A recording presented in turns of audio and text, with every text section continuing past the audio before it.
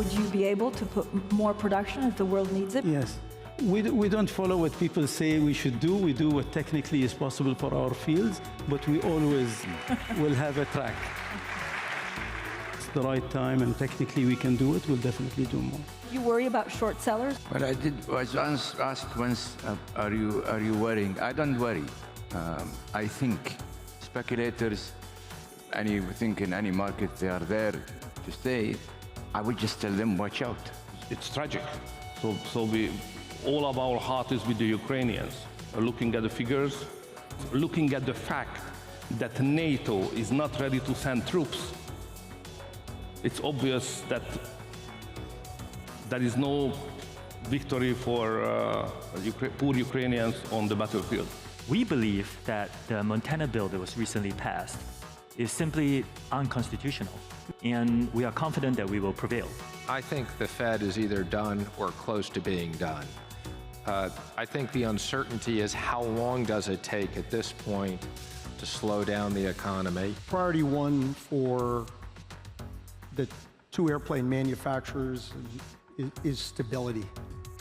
We have to resolve the supply chain issues and the surprise associated with it. And we have to resolve it sort of once and for all. My advice as a CEO would be to both of them that now they need to start looking now, not wait for one to start before the other starts, to start looking at a new platform that will be sustainable and will be acceptable to the general public.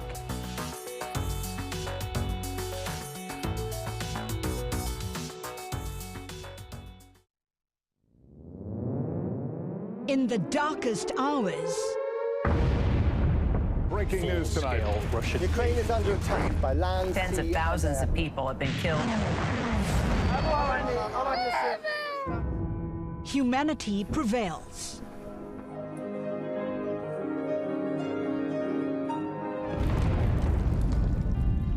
In our deepest despair, we need help.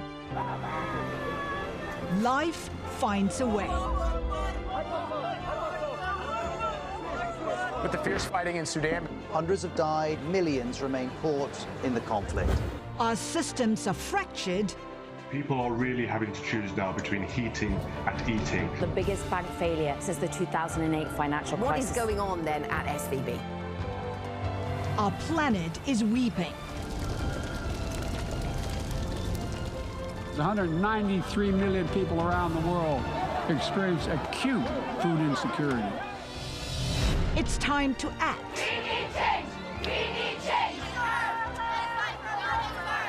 To innovate. 3, 2, 1. Collaborate. And we will be there to support you till the end. And celebrate. It represents so much. Let's explore solutions together.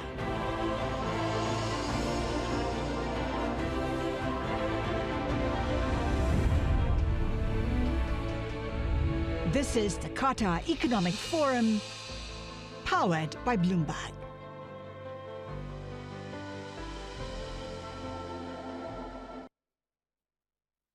Please welcome to the stage Haslinda Amin, host and editor-at-large of the Qatar Economic Forum, powered by Bloomberg.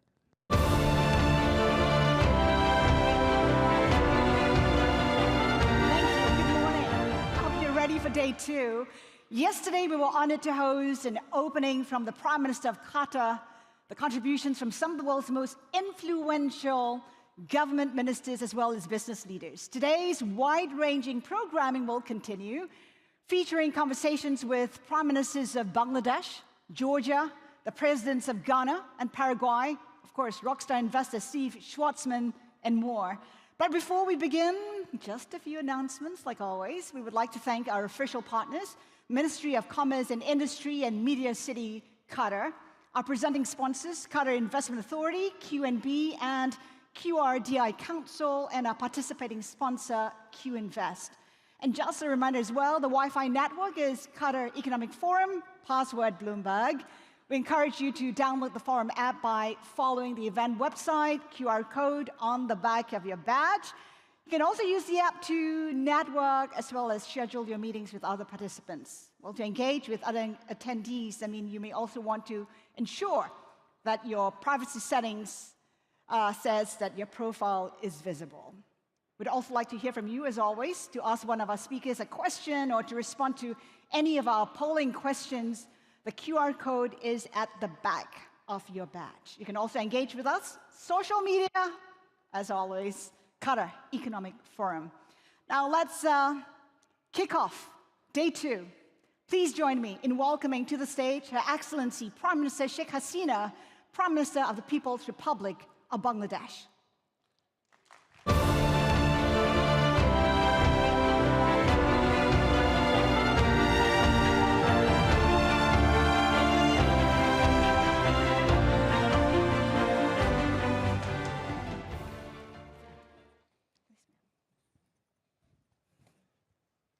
Now, for more than 10 years, Bangladesh grew at a rate of about 6%, making it one of the fastest growing countries in the world. Then came the pandemic and the war in Ukraine, and Bangladesh found itself saddled with surging inflation, an energy crisis, and its FX reserves are dwindling, forcing it to seek the help of the IMF. Let's get perspective from the Prime Minister. 160 million people, Prime Minister, one of the most populous countries in the world.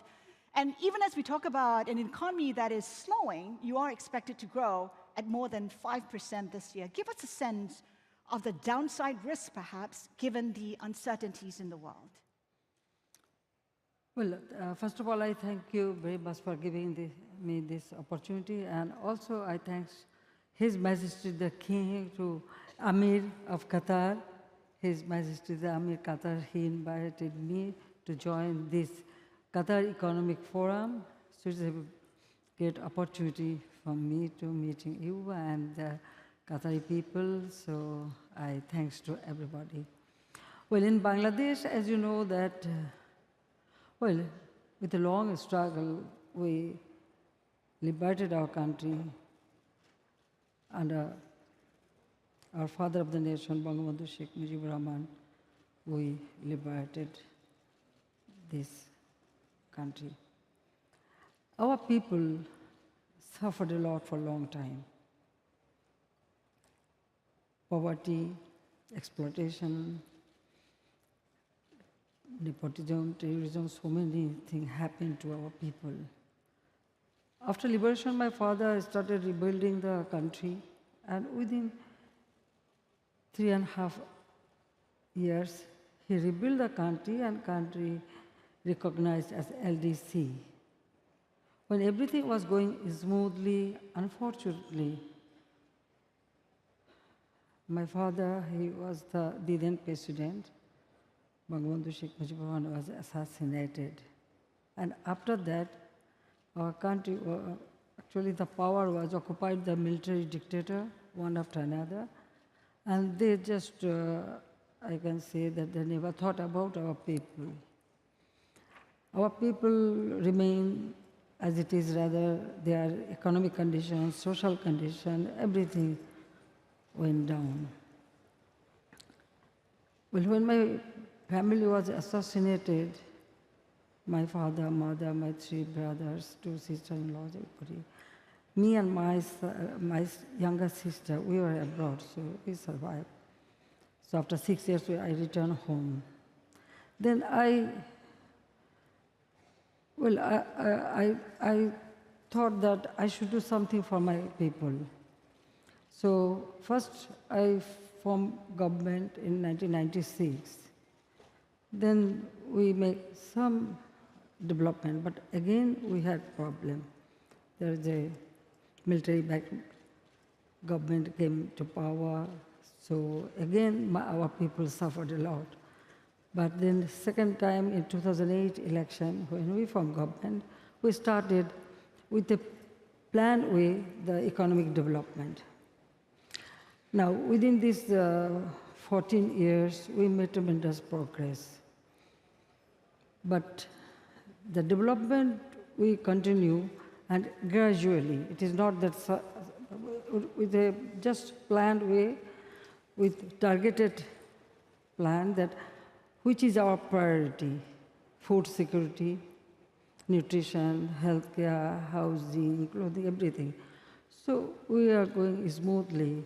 In 2019 to 20, we achieved our GDP 8.1%.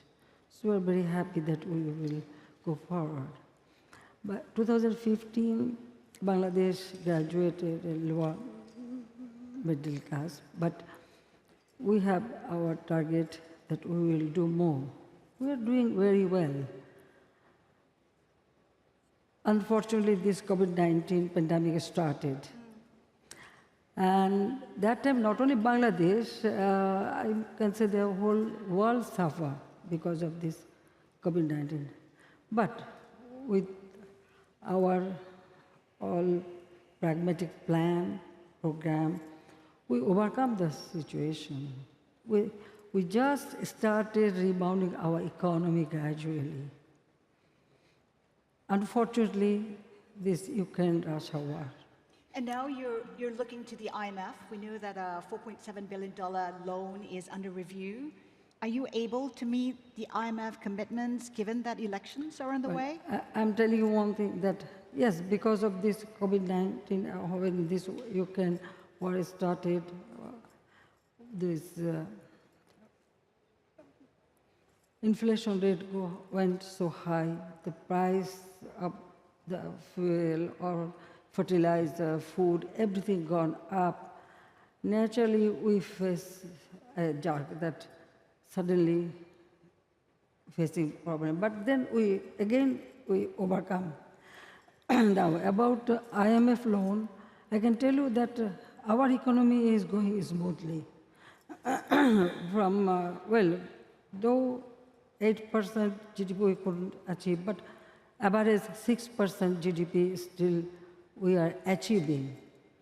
So taking IMF loan, it is not that our economy is very much suffering or that. It is only because we want that just give a cushion to our economy and understanding that, yes, we want to develop more, that's why.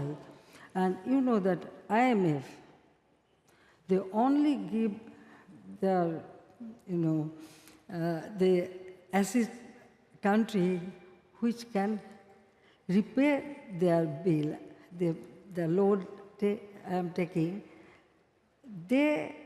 First they think that whom they are giving loan, whether they can able to pay it back or not.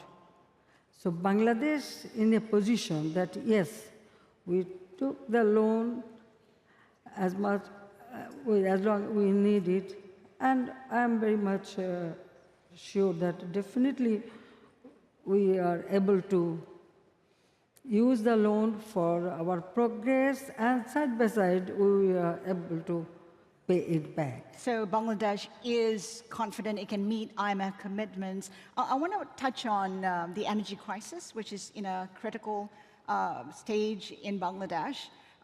We know that it's already raised prices 3 times already this year. It's intending to raise another time. What are the prospects? Because some people say that perhaps you should be looking at cutting prices instead. Cutting price for? For energy. Well, the price already, whole world, this price has been increased. So yes, we are also suffering, but for our people, for our development, we always give them other facilities so that people do not suffer. By this time, we make that Bangladesh, now almost all the houses we can supply electricity, then Wi-Fi connection, then infrastructure development is there. The price hike is affecting every country, not only Bangladesh, and we are also suffering for that. But Yes, of course, we are looking for alternative like renewable energy, solar panel, and other how to continue our progress that we are looking forward. And looking for more supplies of LNG from Qatar as well, like the long list of countries. Well, with Qatar, we have, relationship for a long time, and we buy LNG from Qatar. We have long-term agreement, and that will, I hope that will continue. But I know there is a lack of energy, and fuel is a crisis. There is a crisis, a tremendous crisis all over the world. But now the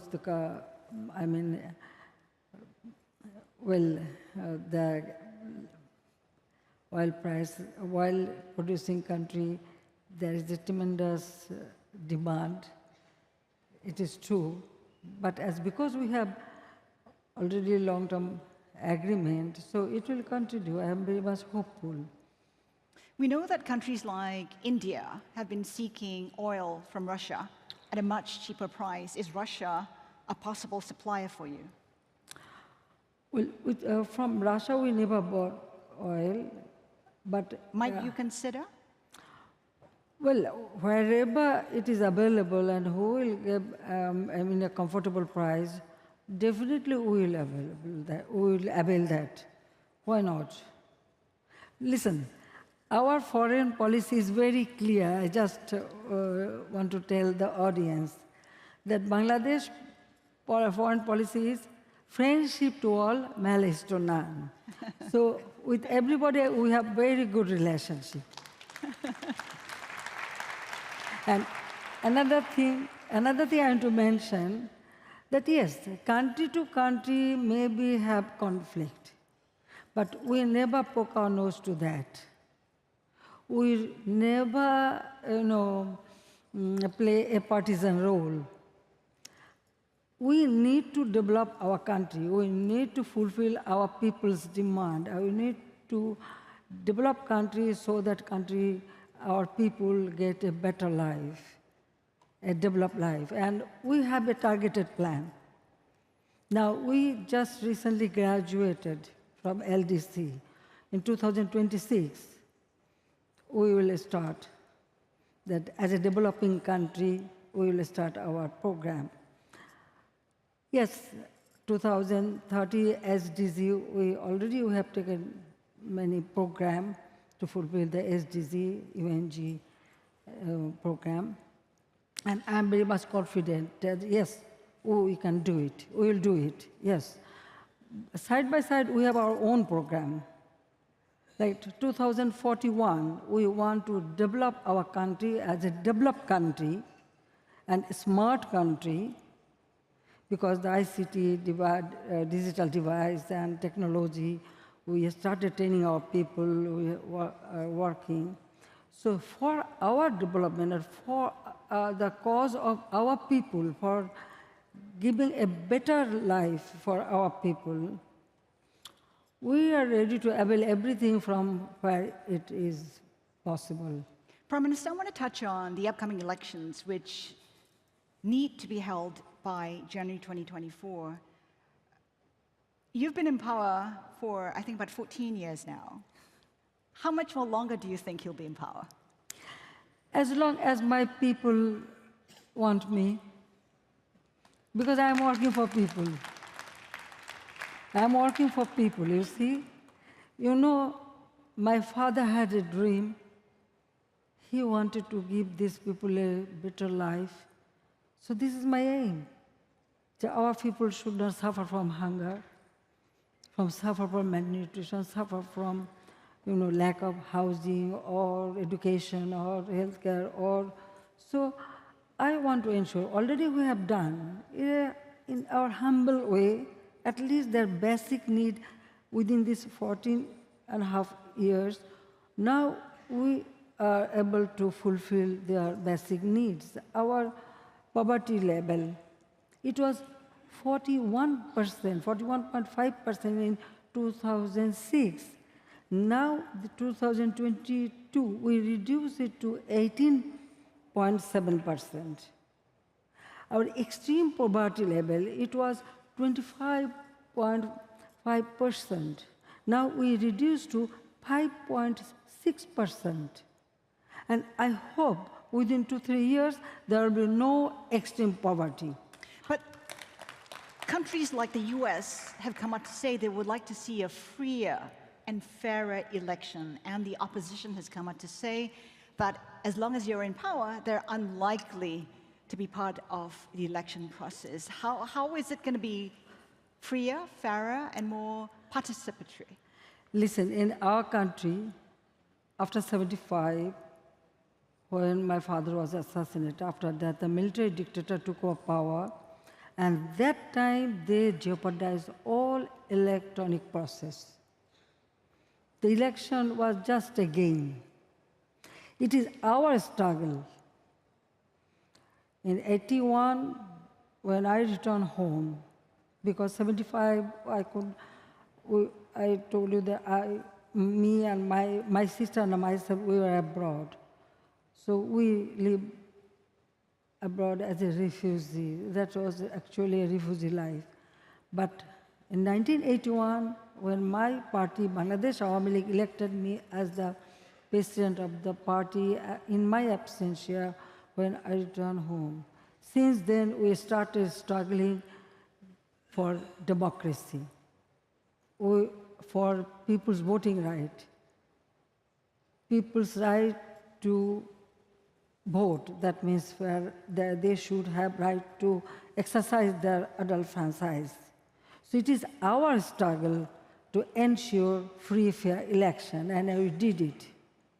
During our time, every election, yes, some opposition may raise the question, but the opposition position, at present, the main opposition, that party was constituted by a military dictator. They first capture power, then they form this party.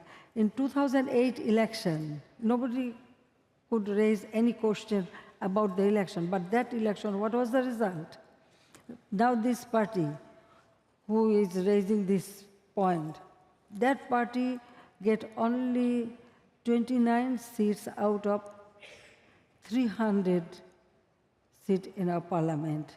So this party, they had 20 party alliance, so they get only 29 seats. So I am here to ensure our people's voting right, because people should decide who will run the country. It is people's power.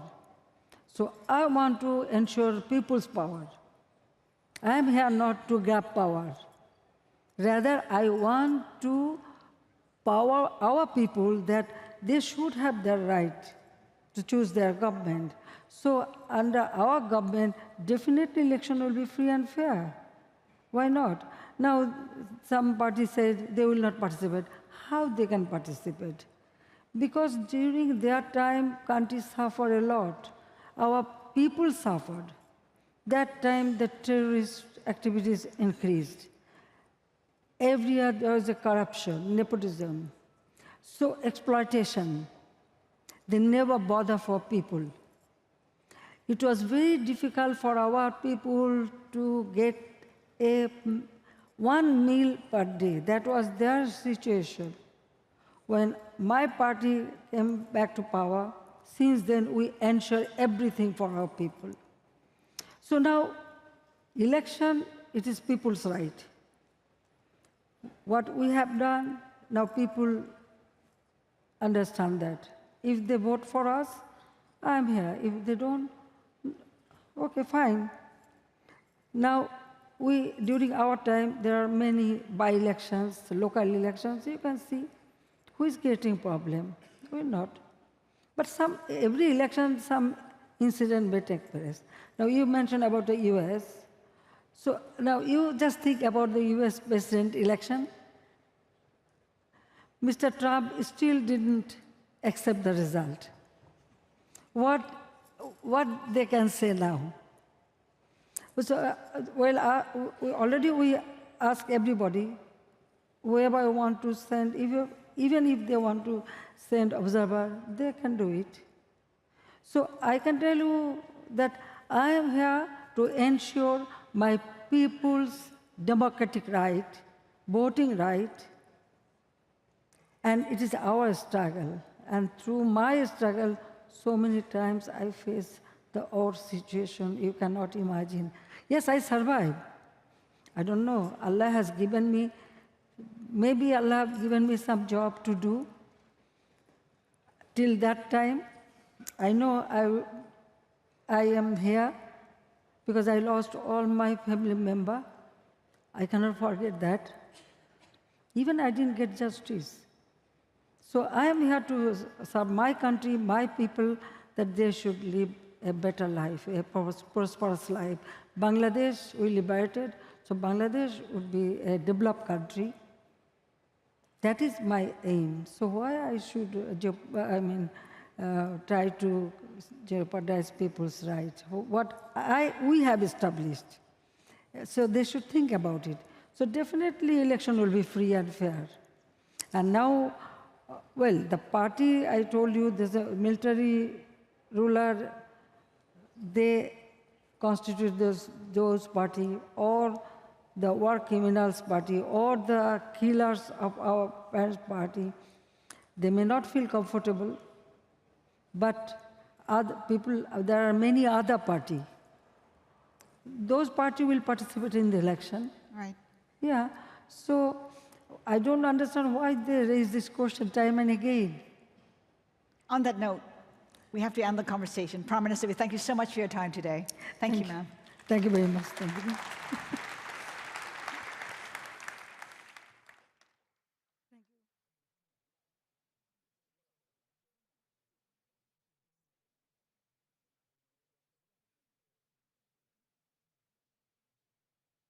Please welcome to the stage His Excellency Irakli Garibashvili, Prime Minister of Georgia, for a conversation with Bloomberg's Manus Cranny.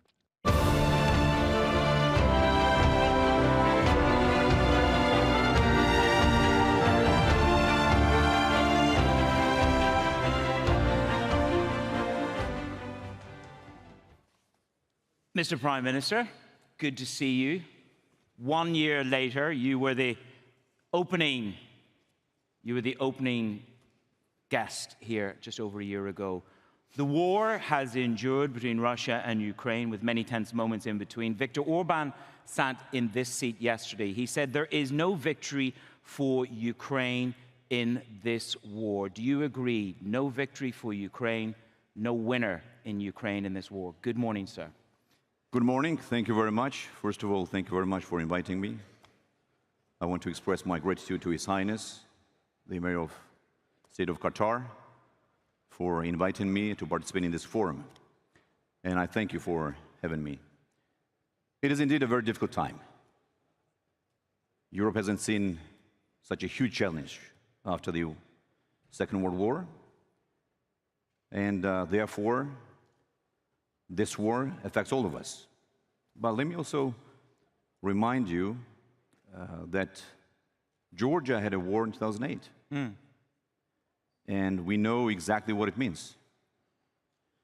To answer to your question, let me remind all of you that since this war started, we know that today, approximately 20% of Ukrainian territory is occupied by Russia, right? This is the status quo of today.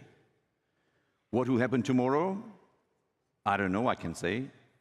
I think nobody knows. But are you surprised that we have not had, are you surprised it has endured for so long and there is no sign of an off-ramp right now? I think everybody was surprised. And unfortunately, we don't see any sign that this war is going to end soon. This is the problem.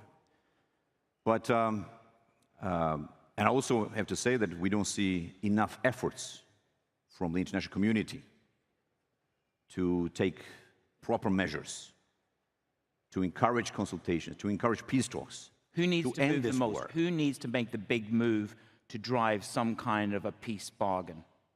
I think everybody, both sides.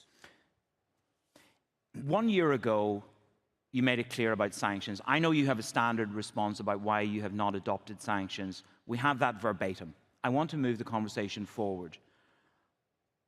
How much is that stance of not adopting sanctions hurting you with Brussels and the EU? Because you have ambitions for EU membership. Are you now injuring Georgia by not adopting these sanctions? We would not only injure Georgia, but we would destroy our economy, we would damage the interests of our country, and we would damage the interests of our people if we impose some kind of economic sanctions on Russia. But let me go back to where I started. You know it well. We had a war in 2008. And do you remember if anyone imposed sanctions on Russia because of our war? No one. No one in the world made proper reaction, and I would say adequate reaction to that war. So my question is, where's the logic? Our war is not a war, and Ukrainian war is a war? Well, I have to say that we were quite disappointed that business as usual continued with Russia after 2008 war. The result of that war, devastating war, is that 20% of our territory is occupied by Russia. Russia built 2 military bases on our historic lands. Russia recognized the so-called independence of our historic regions. And this occupation is ongoing. So my question to our European, to our American friends is the following.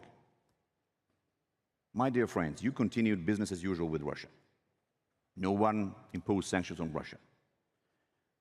For your information, and for the information of our audience, European Union paid $2.5 trillion between 2008 and 2022 to Russia. No one stopped the business. Nothing happened.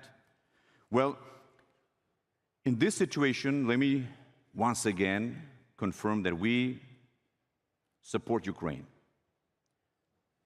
We support Ukrainian people, and we want this war to end as soon as possible.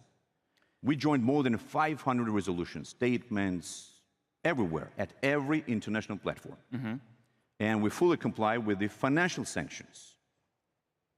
US State Department officially declared that Georgian financial institutions, National Bank, fully comply with the financial sanctions. But when it comes to economic sanctions, let me explain to public and to you that Georgia's trade turnover with Russia is less than $1 billion. Less than $1 billion. It's, just for comparison, what EU trades with Russia in 4 days, we trade with Russia in 1 year. This is ridiculous, isn't it? That $1 billion could not affect Russian economy. This is 0.3% if we would, impose economic sanctions on Russia. So there's no logic. This would, again, destroy, harm national interests of my country. But as the leader of a nation, you must judge the risk and the reward by not adopting these sanctions. So you look out and you see Moldova and Ukraine being offered candidate status. You've not reached that threshold.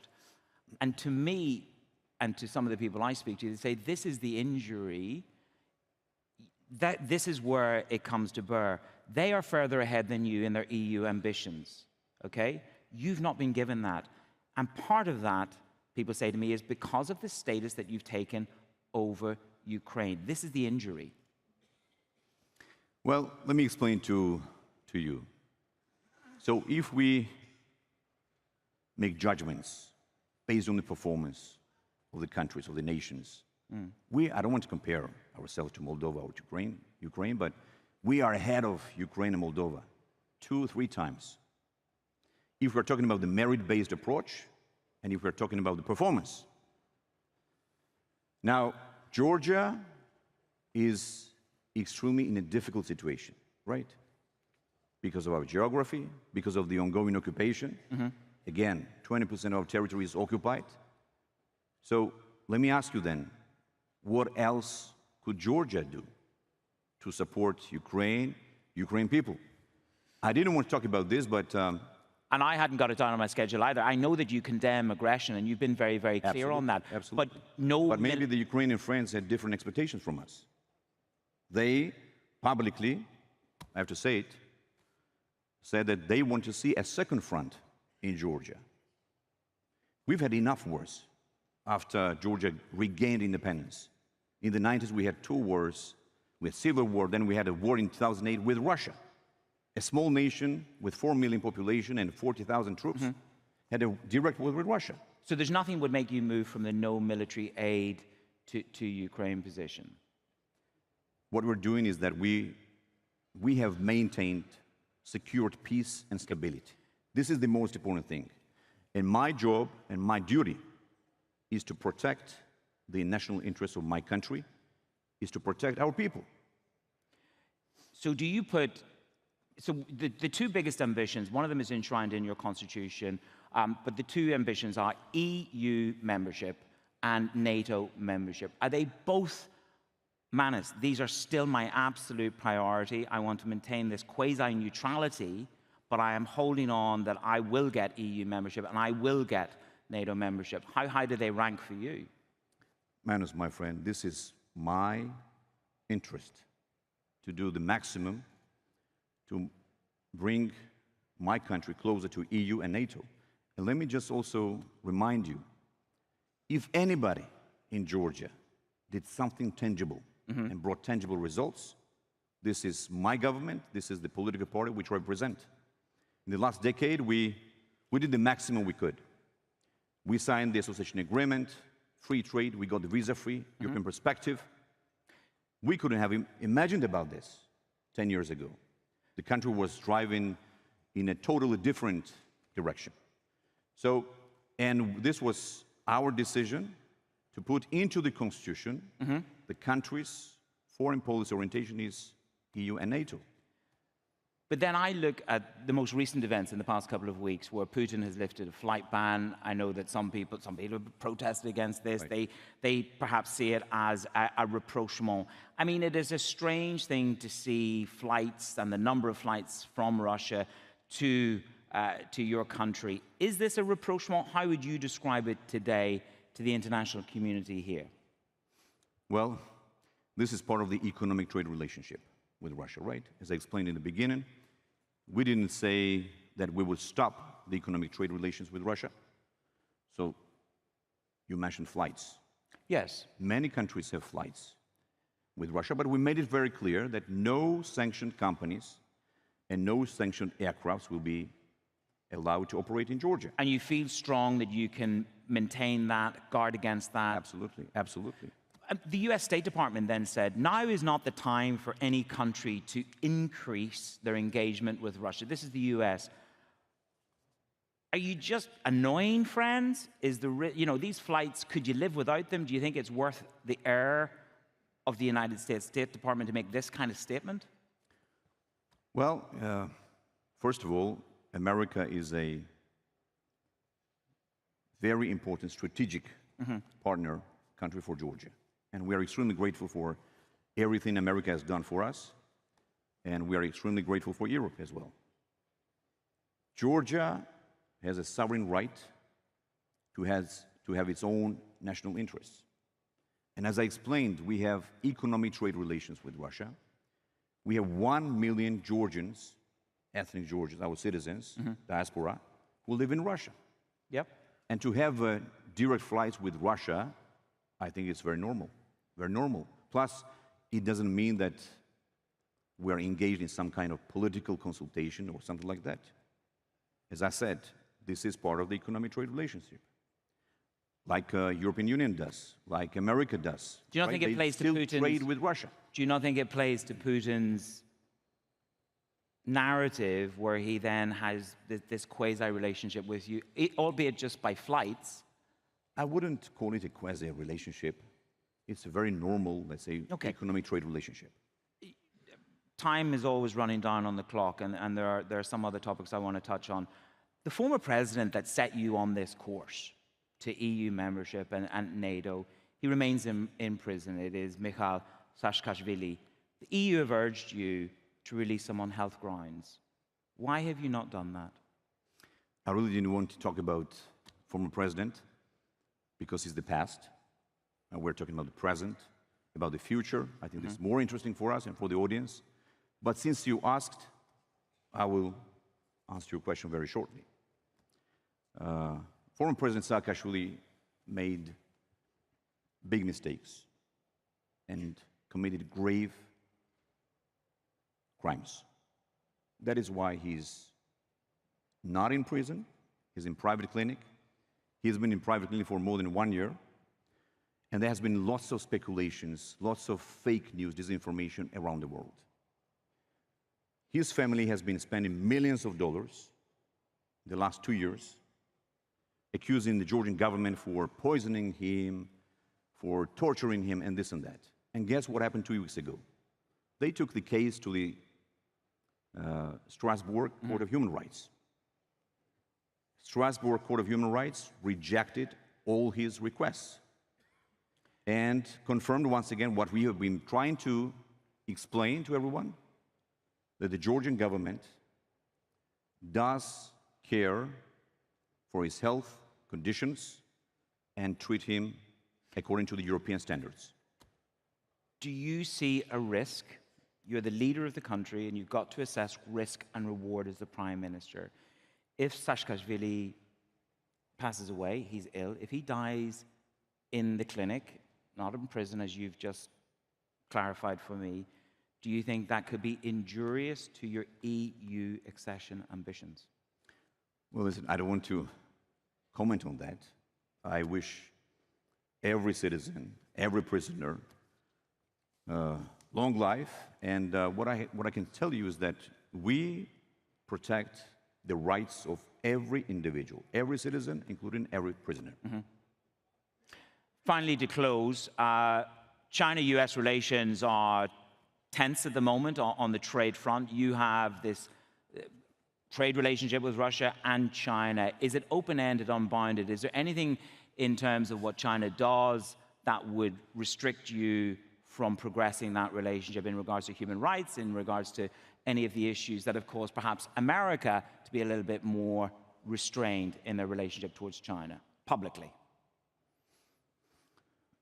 With China, we have very good relationship. We have free trade agreement with China, and we do increase trade, economic ties with China. What China has been trying to do during this crisis, I think this is a pretty wise move, because China has been trying to mediate between Ukraine and Russia. And I would welcome, and I would really welcome all the efforts from any country, from any leader who would encourage peace talks, who would mediate negotiations, and who would try to do something, make some efforts to. So you're behind the China initiative. You're behind China's initiative. I'm generally pro-peace. I'm pro-stability, and I'm pro-negotiations. Prime Minister of Georgia, Irakli Garibashvili, thank you very much for joining me on stage, Thanks sir. so much. Thank you, Thank sir. you, sir. Thank you, sir.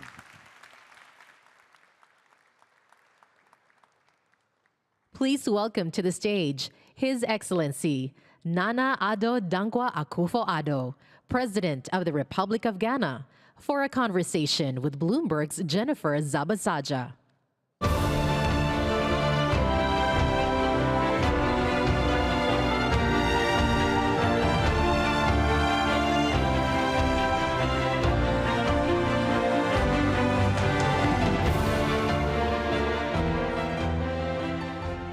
President, thank you so much for your time and for joining us here at QEF.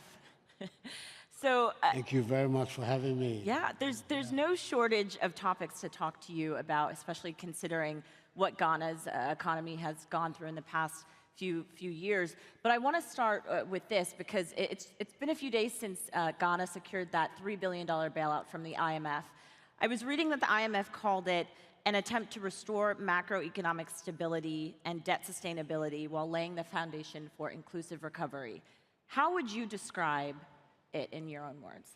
Well, first of all, the beginning, as I say, I'm grateful for the opportunity to speak about Ghana at this forum. When we came into office in 2017, the Ghanaian economy at the time was growing at about 3.4% GDP, which in fact was one of the slowest rates of growth for the last 20 years. Inflation was extremely high, interest rates were high. All the macro indices at the time were pointing in the wrong direction. So, and we were under an IMF program at the beginning. We took a lot of time and pains to correct the trajectory of the Ghanaian economy. And so that by the end of my first term, the annual rates of growth had gone up to 7% a year. We had now stabilized our currency. Interest rates were in a steep decline. Inflation also. So that you would say that before the COVID pandemic, the Ghanaian economy had achieved macroeconomic stability and was in the process of rapid growth. Come the COVID-19 pandemic, followed, of course, by the Russia-Ukraine disaster. I don't think we could call it any other way. It had tremendous impact on our economy. Right. Suddenly, we were facing major challenges on our balance of payments. Our currency went into a steep decline. Interest rates went out of the window. Inflation, all the indices that had been worked on. And that is what basically forced us to go to seek the assistance of the fund. Right. We went in July last year. Right. And it has taken us July to May to secure a program. We had a staff level agreement with the fund in December. Right. It's a relatively quick period. And finally in May, we've secured the fund. What do you attribute the delays to? I think it's the usual negotiations with the IMF. They take time. And in fact, the 10 months which has been involved in the Ghanaian program is one of the fastest on record. There's a whole lot of stuff that you have to go through in terms of exchange of data, the negotiations, making sure that the macro indices that you are looking for are in the right direction. All of these are the ones that consume the time. But nevertheless, it's over. And now we believe that it is going to provide us with a foundation for redirecting the economy, repositioning the Ghanaian economy, firstly, to regain the macro stability that had been lost. Secondly, to be able to have a better control over important data like interest rates, inflation. And then finally also to position us to be able to go back into the international capital market, which had been a source of funding for us for the first 3 or 4 years of our government. Do you see that happening soon? Because I know your finance minister said there's no rush to get back. There's no rush to get back, but nevertheless, obviously, why not? Can we not take advantage of global savings? It makes a lot of sense to be able to do that. And the sooner we can do it, better.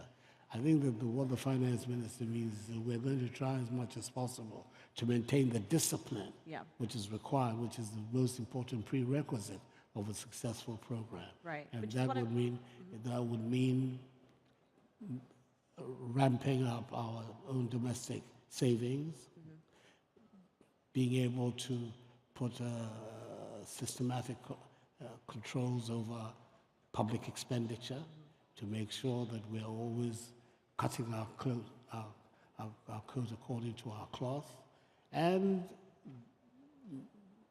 giving the impetus to private sector development, private sector investment.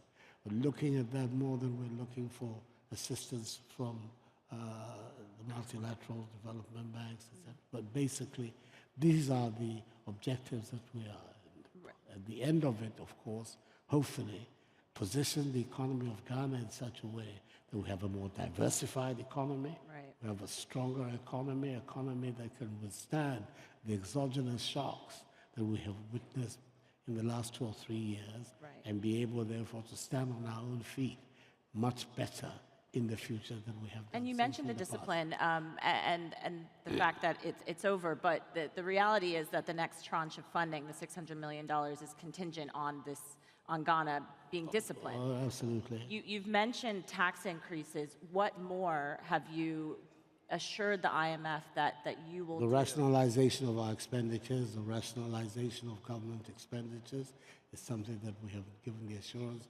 The domestic revenue mobilization is absolutely critical for us. Already we're beginning to see signs of that. We are the fiscal deficit to come back within the thresholds that we have a law, a fiscal responsibility law in Ghana, which has pegged our fiscal deficits at 5% odd. At the moment is way above that. And the sooner we can bring that again to a more acceptable threshold, the better it is for our economy. So these are all several areas of activity that we see as being absolutely essential for the future of our country. How concerned are you that, I mean, Ghana next year has an election, you'll be leaving office. Are you concerned, considering inflation right now is north of 40%, there's already a lot that Ghanaians are enduring, that this could potentially hurt your party going into the next election? I think that the global situation has not been kind to incumbent governments all over the world, and our situation will be no different. But at the same time, I believe that we have enough time. We have 18 months. I leave office in January 25, which is literally 18 months, 19 months from now, to be able, with a very disciplined approach to the implementation of the IMF program, the repositioning of our economy, to be able to bring some growth back into the economy, some relief back to our population, to be able to convince them that, yes, it's worth them continuing the journey with my party and the new leader of our party, who we'll choose in December this year, November this year. There's been some criticism about Ghana was the first country to go through the G20 Common Framework. There's been some criticism that there are too many delays. It takes too long. We've heard the IMF director say that there's a lot of progress to be made. What would you say? What needs to be done for those other countries that are? I think that there's a lot of validity in the criticism about the period that is involved in the con. In our case, the 11 months, the 10 to 11 months that it's taken from the time we approached the IMF in July last year to the May result is a relatively speedy exercise as far as that's concerned. So you have no criticisms of the framework because we could have wanted the program to end earlier, but nevertheless, it has been faster for us in Ghana than it has been for many other countries.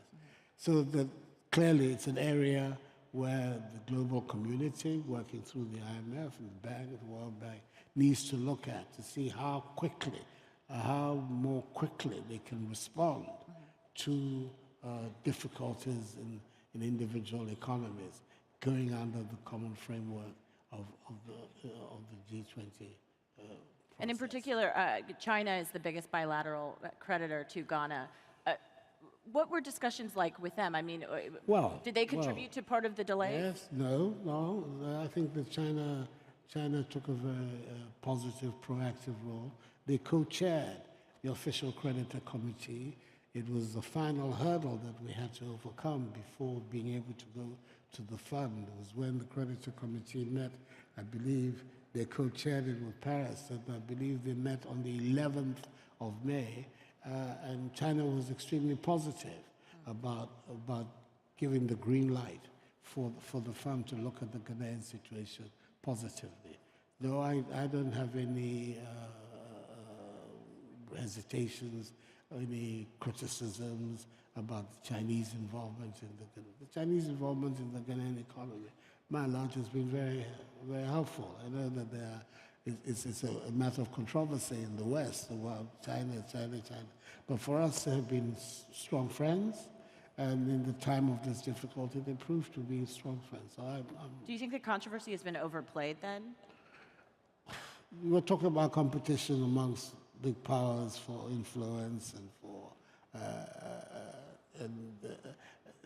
the controversy will be generated out of that fact alone. The competition is bound to stimulate a lot of controversy. So there it is. I don't think it's of particular value to go. It's a fact that we have to deal with. Well, we deal with it on the principle that our economy, our politics, our country has historically been one that has been outward-looking, that has insisted on, as much as possible, friendship with all those who want to be friendly with Ghana.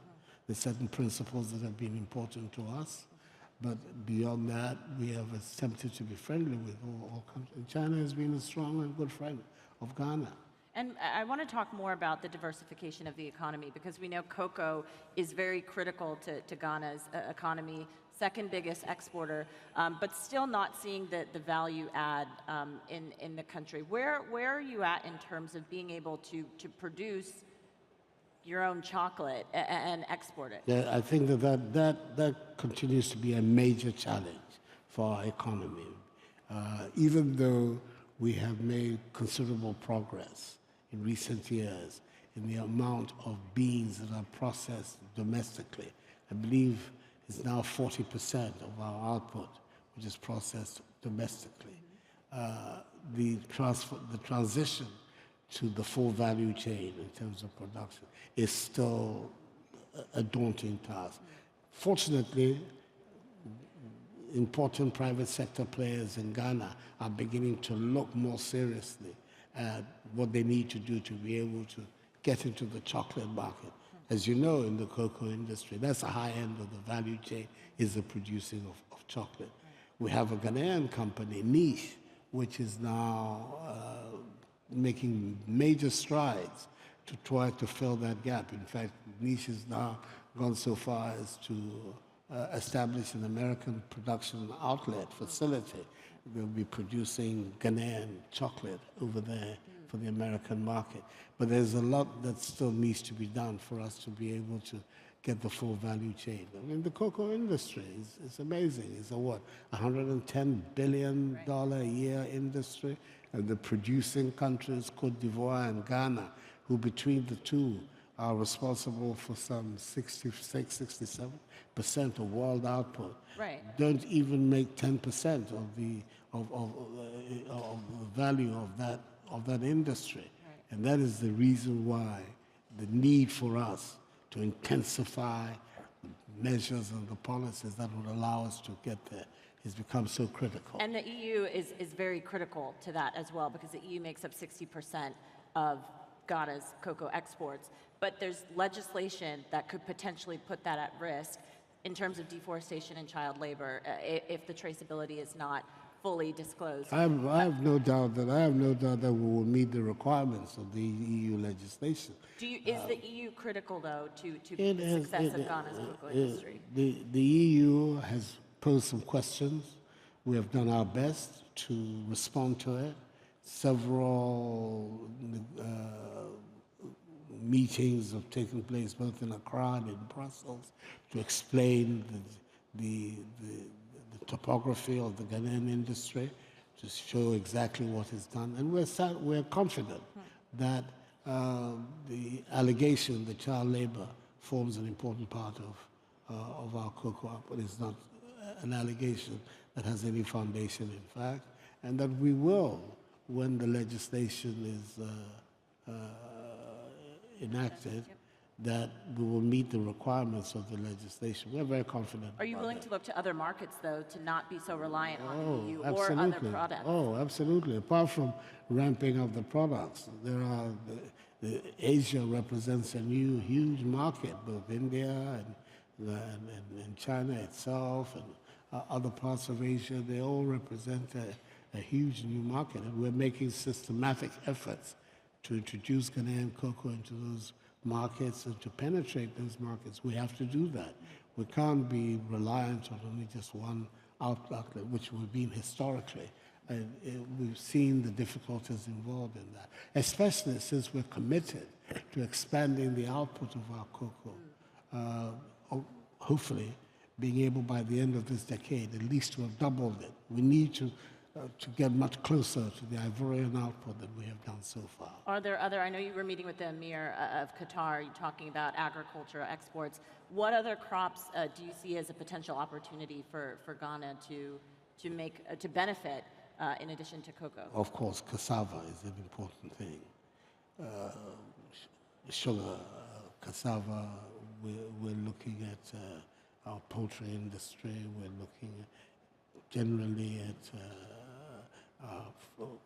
tree crops, mango, soya beans, rubber. These are all products that we're placing a lot of emphasis on and trying to mobilize the infrastructural support for the expansion of all of these products. So we're looking at a broad range of products in Ghana that will be the subject of this diversification. Potentially bartering gold for oil as well? That's happening already. That still on the table? It's very much on the table. And it's helping. It's helping in terms of its impact on our dollar outflows. It's helping in terms of the stability of the prices that we're paying for our oil, etc. Generally, it's proving to be quite beneficial to us. All right, a lot to look out for, Mr. President. Yeah. You said 18 months in office? Yes, that's what I have 18, left. he's counting the hours and the days. Thank you so much for joining us at QEM. Thank you, everyone. Thank you very much for having me. Thank you. Thank you.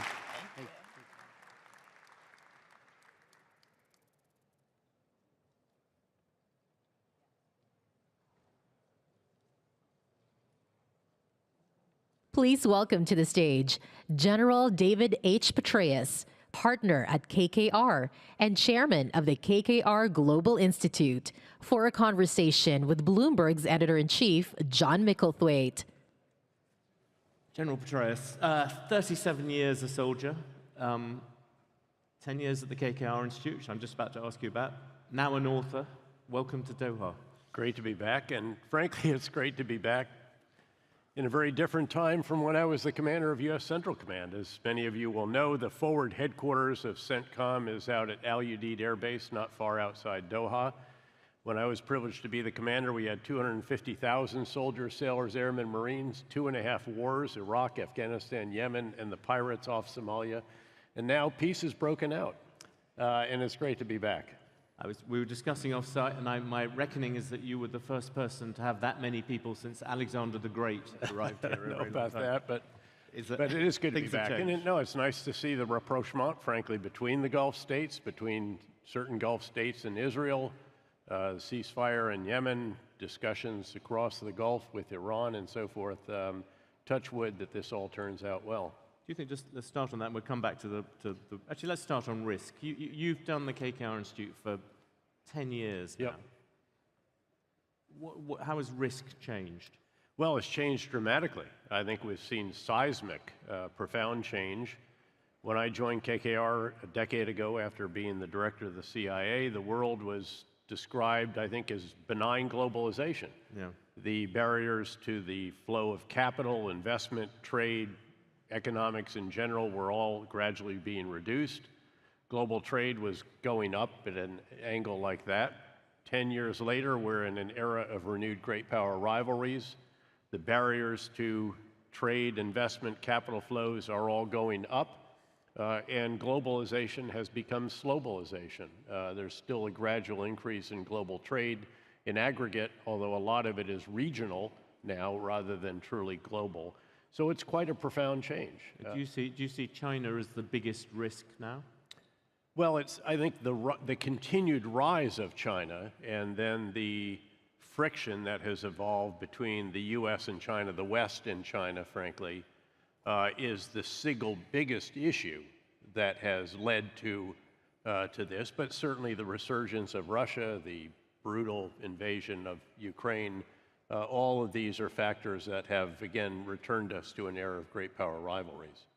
Let's do one more thing on China. Do you think, when you look at China, and you talk to a lot of companies about this, do you now see a decoupling with China as inevitable? No, not at all. In fact, we think decoupling is not possible. In fact, last year, the U.S. and China had the greatest trade that they've ever had. China is the #3 trading partner for the U.S., behind our two continental, same, U.S., Mexico, Canada trade agreement partners, again, of Canada and Mexico. And we're the largest trading partner for China. So again, decoupling is not feasible. Selective decoupling is taking place, however. De-risking, I think, is how the EU head terms it, and so forth. And so certainly there are various issues, there are various sectors, there are these that involve dual use, military as well as civilian, certain high technology areas. We think that there will probably be an outbound investment regime established in the United States. I mean, this is what the KKR Global Institute focuses on, perhaps more than anything else, is trying to understand where is the relationship between the West and China going, because, again, geopolitical risk, when I first joined KKR and established the Global Institute, this is what we did when we invested in the former Yugoslavia for the first time, or Africa, or even Mexico, Colombia, Chile, Philippines, various other Southeast Asian countries. It wasn't what we did in the major economies of the Pacific or Europe or what have you. Now it is everywhere, and there are implications for what's going on for almost every investment that takes place. They all touch in some way either some China relationship or also the implications of the Russian war on Ukraine. We'll come to Russia in just a second. But on China, in the end, surely the biggest risk is Taiwan. What kind of probability do you put on the Chinese? I think it is still unlikely. We get a vote, if you will, we, the West, collectively, the U.S. Deterrence is what we are seeking. And deterrence is founded on two elements: a potential adversary's assessment of your capabilities on the one hand, and your willingness to employ them on the other. It's incumbent on us and of our allies and partners together to make sure that we are transforming our capabilities, hardening, improving resilience, all the rest of this in the Indo-Pacific region, as it is now termed, and then also making sure there aren't doubts about our willingness to employ the capabilities we have without trying to be provocative. There's no desire to provoke something. The desire is to prevent it, to deter it, to dissuade it. And I think, again, that in general, that is working. Back to the big one at the moment, Ukraine. Sitting, I think, in this chair yesterday, Viktor Orban's told me, when I challenged him about Hungary's relative reticence in helping Ukraine, he just said simply, Ukraine can't win. Do you agree with that? I think he's entirely on the wrong side of what will be history in that regard. I think that Ukraine is going to show what can happen when you have well-trained, well-equipped, now with Western equipment, substantial additional forces that are well-led, taking on forces that have now been beaten up over 15 months of combat. They've been in the line continuously, the Russians. They have taken enormous losses, many times the losses in the first 15 months of this war that they took an entire decade in Afghanistan, many times. They have individual replacements. That's not the way you have cohesive units. They're not well trained, they're not well equipped, they're not well led. In fact, the command climate is abusive. And they're about to execute the most challenging of all missions, which is to withdraw in contact with the enemy, because they're defending forward of their defensive lines. And they're not going to do well. In fact, I think they will crumble. In some cases, they will collapse. The question is, how broadly is that crumbling and collapse? Keep in mind that last year, when the Ukrainians succeeded so impressively in the offensive south of Kharkiv in the east, at a certain point, they ran out, they culminated. They basically, physically, you run out at about the 72, 96 hour. We proved this during the invasion of Iraq when I was a two-star. There's just a limit to how far you can go. And then you need follow-on forces to continue. They really didn't have the follow-on forces. This time they have it all. And they're going to achieve combined arms effects for the first time in the war. So you have Western tanks, Western infantry fighting vehicles, infantry keeping the anti-tank guided missiles off the tanks, artillery and mortars suppressing them, electronic warfare jamming the Russian command and control system, air defense keeping that out of action, drones out helping you target in depth, and logistics right up behind them with additional food, fuel, ammunition, and medical assistance, and then most importantly, follow-on forces. So when the lead elements culminate, as naturally they will at a certain point, you just push through the follow-on, and then you do it again. They have at least 6 new armored brigades. These are each 3,000, 3,500, and then many other additional brigades with additional combat support and combat service support elements. And I think they're going to do much better than people realize. Keep in mind that the Russians have lost across the board since the beginning, with the exception of the modest gains that they made in the south. They lost the Battle of Kyiv, the Battle of Kharkiv, the battles of Sumy, Chernihiv, Kherson, and now they have failed to achieve their winter offensive objectives as well. They did finally take Bakhmut after enormous losses, just staggering, colossal losses with essentially human wave attacks. And basically what they've done is they have seized a city that they have destroyed. And you're going to see, I think, the Ukrainians conduct very impressive combined arms operations. And so this is not at all a case that they cannot win. Now, I'm not saying they're going to take all of it back this year, much less Crimea, but I think it can put them in a position where all of a sudden, finally, I hope, Vladimir Putin realizes that Russia is not going to outsuffer the Ukrainians, the Europeans, and the Americans. That's really the key here. What do you see as Putin's strategy? What do you think he is trying? Is he trying to wait, perhaps, to a more clement American president? Yeah. Is he trying to? Well, I think he's just trying to survive there and then hope that something happens where the West finally tires of this and the Europeans and the Americans, you know, it's time to negotiate or something like that. By the way, I think that we would be very wrong to do that, not only because this is about as clear a case of right versus wrong as I think we've seen in our lifetime, but also because the Ukrainians are going to fight on. The Ukrainians are determined to retake their country, and they are not going to be dissuaded again. But the question is, can you get Russia to that point? Keep in mind, this is not just about the losses on the battlefield. It's also about the damage to their economy. Yes, the sanctions have not brought them to their knees, but it has probably set their economy back a decade at least already. And a lot of the damage is downstream, literally downstream, because it's the major oil companies not carrying out the additional exploration and production in very difficult areas. And that will all accumulate over time. It'll take time.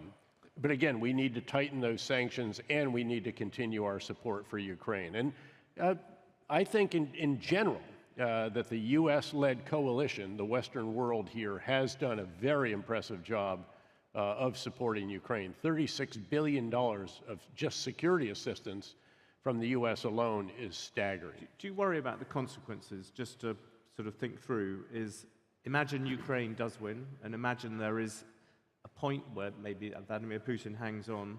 Some people talk about the fact they don't want the Donbass to become the new border with a slightly dysfunctional Russia, or perhaps even really the effective border with China.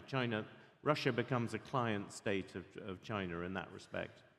I think that the China-Russian relationship is certainly not a partnership without limits, as it was declared. We've seen very distinct limits. I really don't think that China, President Xi, doesn't see Russia as an equal. When President Xi went to Moscow, had his summit with Putin, he didn't get what he wanted. This is a very transactional relationship at heart. It's not a relationship between two equals. There's a very nice, in the Current Economist, there's a hyper rival with which I was once associated. They have a very nice line from Henry Kissinger where he said that he's never met a senior Russian who had good things to say about the Chinese, or a senior and vice Chinese. versa. Yeah, exactly. Yeah. Let me just add, by the way, that I thought it was striking that Kissinger also noted that it's now actually important that Ukraine become a member of NATO. And I agree wholeheartedly with him. I felt it was important that they should have been we never should have dangled it out there and then sort of brought it back. If you make that offer, you need to follow through. But his point is exactly right. We have now armed Ukraine to the teeth. The border of European security now doesn't end at NATO's border at this point in time. It really actually ends at Ukraine's border. Do you think Europe has changed during this? Yes, I do. I was in Madrid. If you go to Madrid, if you go to the west of Europe, it's changed dramatically. The frontier of Europe has moved to the east. Yeah, it's changed dramatically. I was at the Munich Security Conference a few days before the invasion. We already felt more NATO unity than I'd felt since I was a major writing speeches for the Supreme Allied Commander at Europe. It's quite profound. Certainly that has moved to the Eastern Europe, but all of Europe. And NATO, you know, Putin set out to make Russia great again. What he's really done is make NATO great again. You already have one additional member, Finland. That's a very important addition. I had Finnish and Swedish troops under command in Afghanistan. They're very well equipped, well trained, highly professional. So that's very dramatic. And then the other irony is, of course, that no one has done more for Ukrainian nationalism. No Ukrainian nationalist political figure has done as much for Ukrainian nationalism as has Vladimir Putin. Quick one on NATO. People are talking about a new leader for NATO because Jens Stoltenberg, who most people think has been quite good. Is there an obvious candidate from your point of view? There are some, but I'll leave that behind the scenes. One last thing I should say as well, that rather annoyingly, you're now invading my area by writing books, and you have one coming out again with a friend of mine, Andrew Roberts, Conflict, the Evolution of Warfare from 1945 to Ukraine. It comes out in October. You should all buy a copy. But available for pre-order on Amazon. one very exactly. Look, it's appeared amazingly. One last question on that from Ukraine. What is what's the main lesson? One last thing. What's the main lesson that we have learned from Ukraine in terms of warfare? Well, there are a couple of them, but first of all, I'd point out this is not the future of warfare. This is the Cold War turned hot with the addition of drones and smartphones, internet access, and social media, gradually seeing more long-range precision munitions and the rest of that. But I think that's hugely important. The other is, though, that the possibility of interstate warfare that goes on for a long period of time and requires a real military-industrial base is not over. And this is one of the big lessons for Europeans. I was at this year's Munich Security Conference as well, and I think the big takeaway from that conference was that we need to revive our military-industrial bases. By the way, the same for the U.S.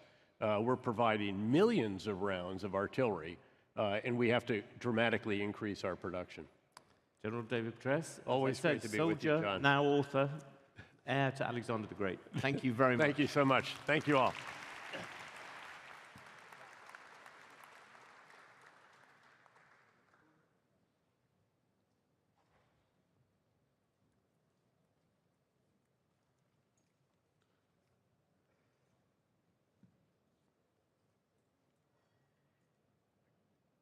Please welcome to the stage His Excellency Sheikh Bandar bin Mohammed bin Saud Al Thani, Governor of the Qatar Central Bank and Chairman of the Qatar Investment Authority, and Nouriel Roubini, Professor Emeritus of Economics and International Business at New York University's Stern School of Business, for a conversation with Bloomberg's Stephanie Flanders.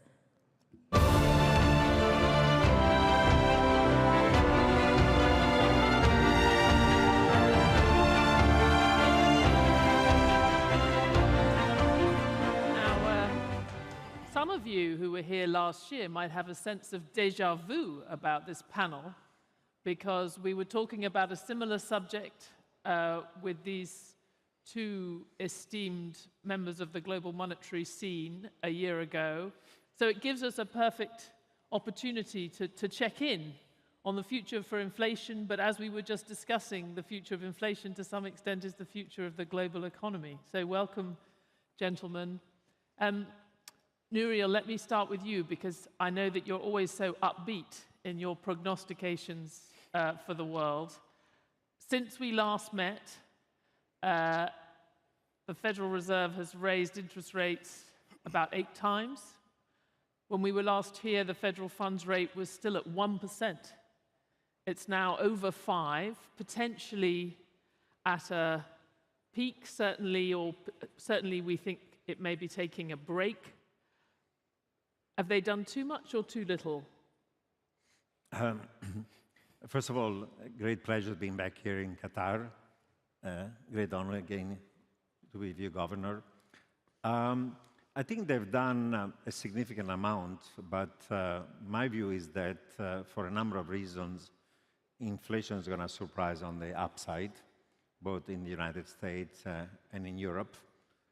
Labor markets are very tight, unemployment rate at historical lows.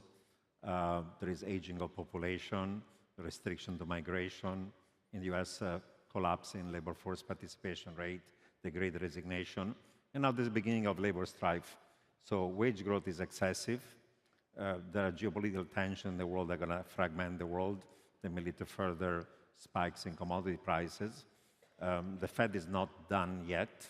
Even in June, we may have another hike, and certainly the ECB has much more work to do.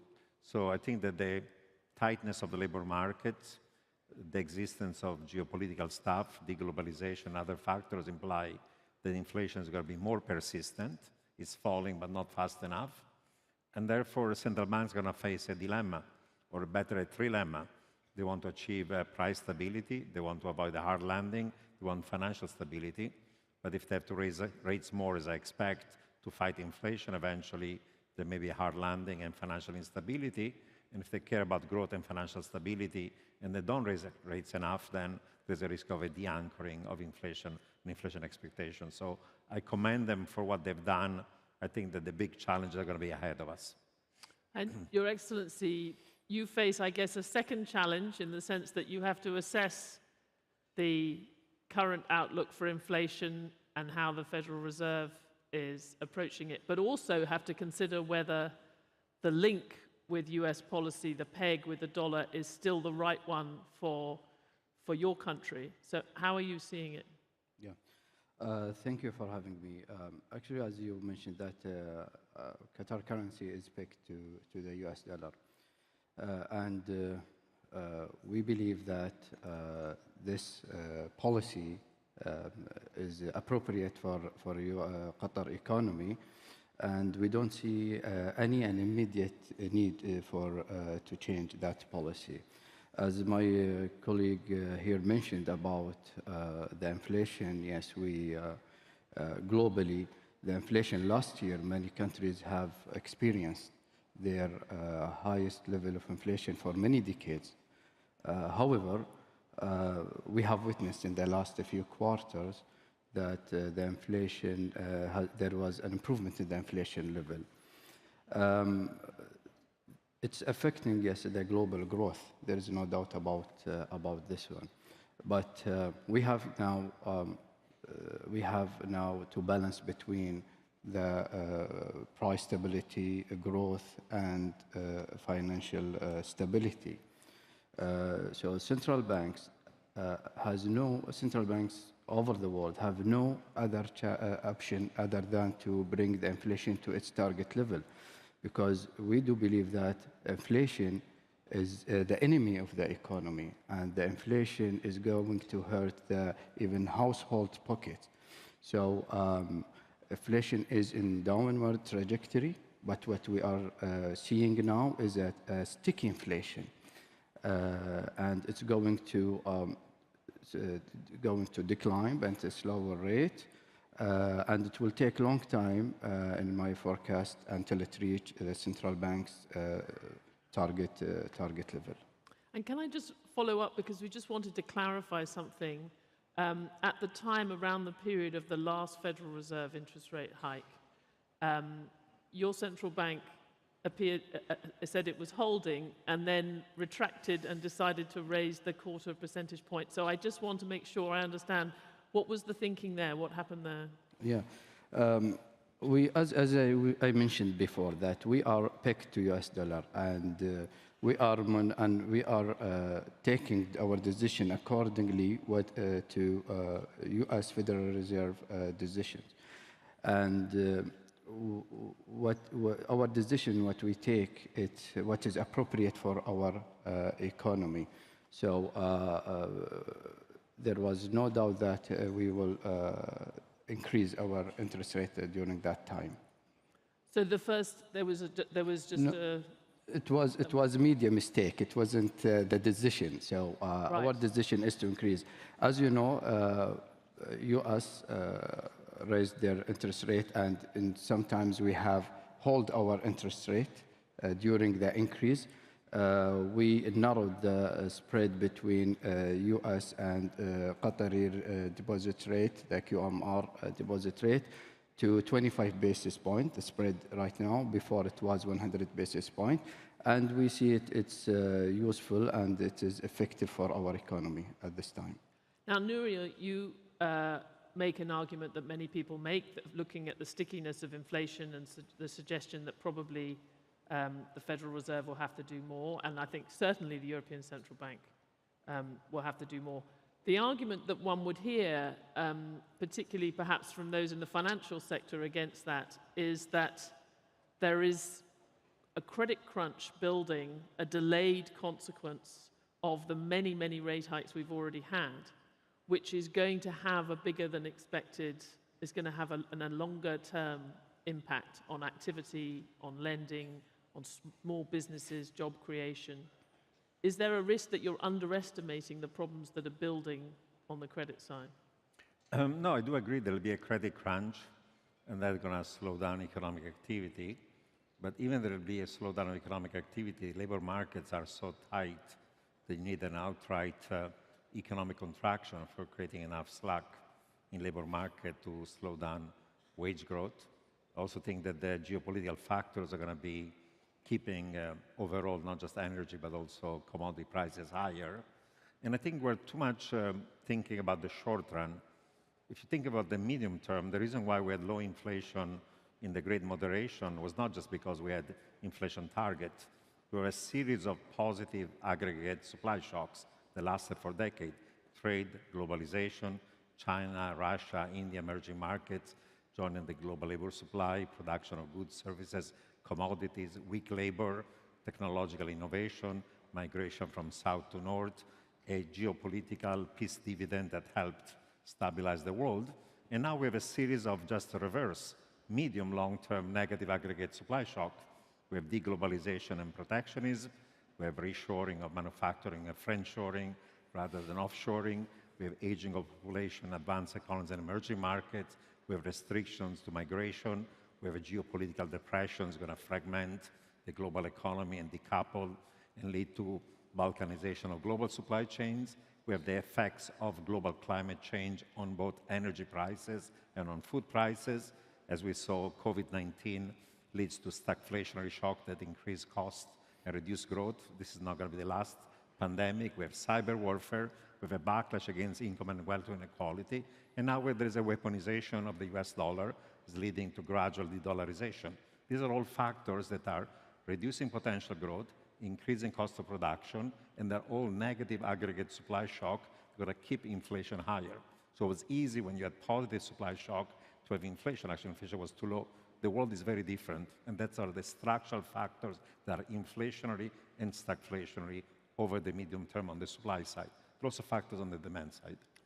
Your Excellency, Nouriel has just given a very good description of the many, many ways the world has changed. And we've been talking about that also in the last 2 days, how much the global economy has changed, and indeed changed in its approach and the money flowing and interest flowing in this region. Have all those things changed, and yet it's still appropriate to have the same peg, the same setup for monetary policy in Qatar?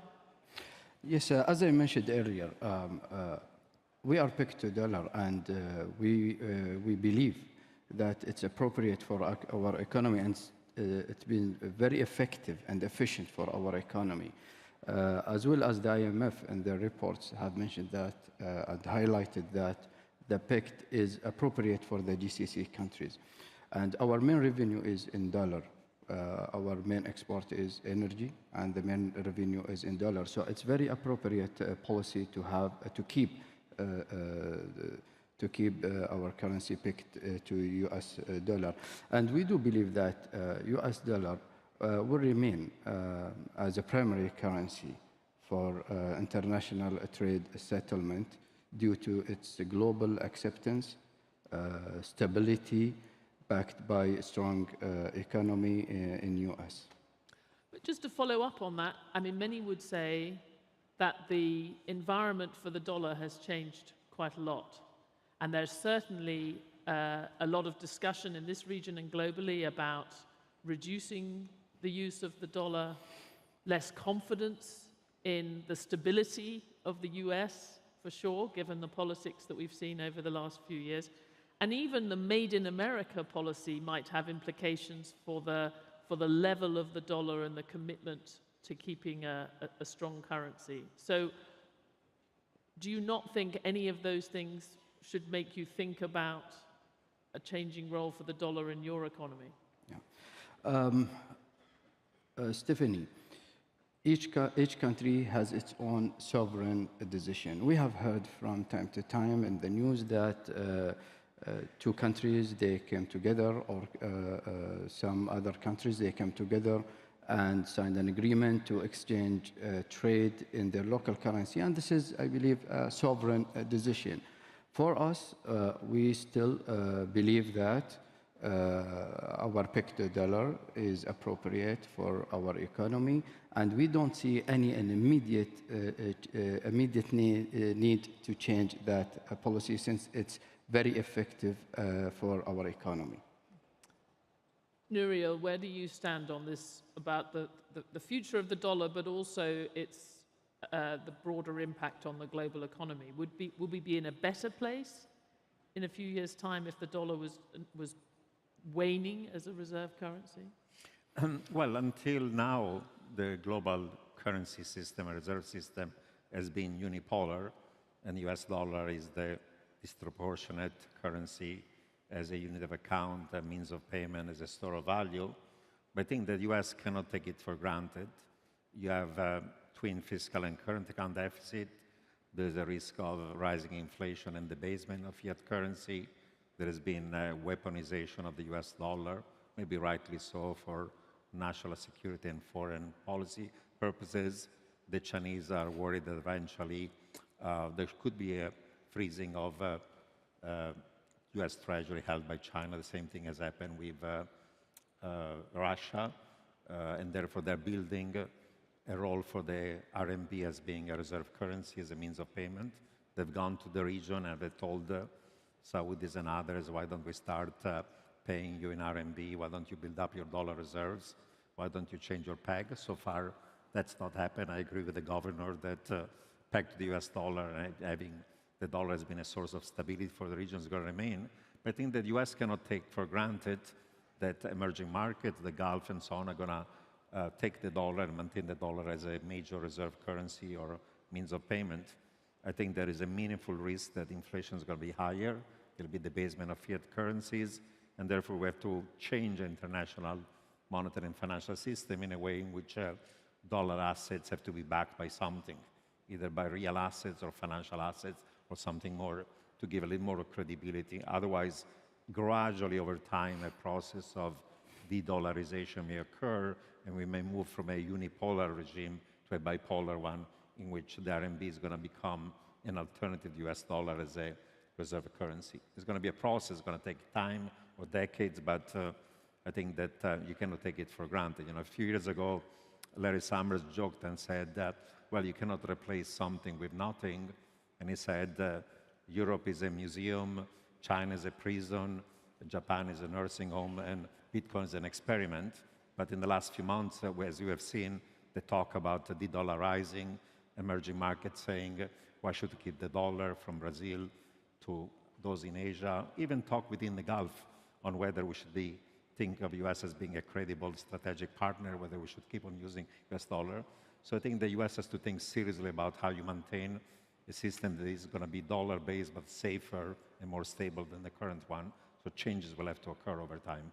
And many years ago, you and I both worked for Larry Summers at the US Treasury when, as we were just pointing out, the US debt was falling and we were paying off debt.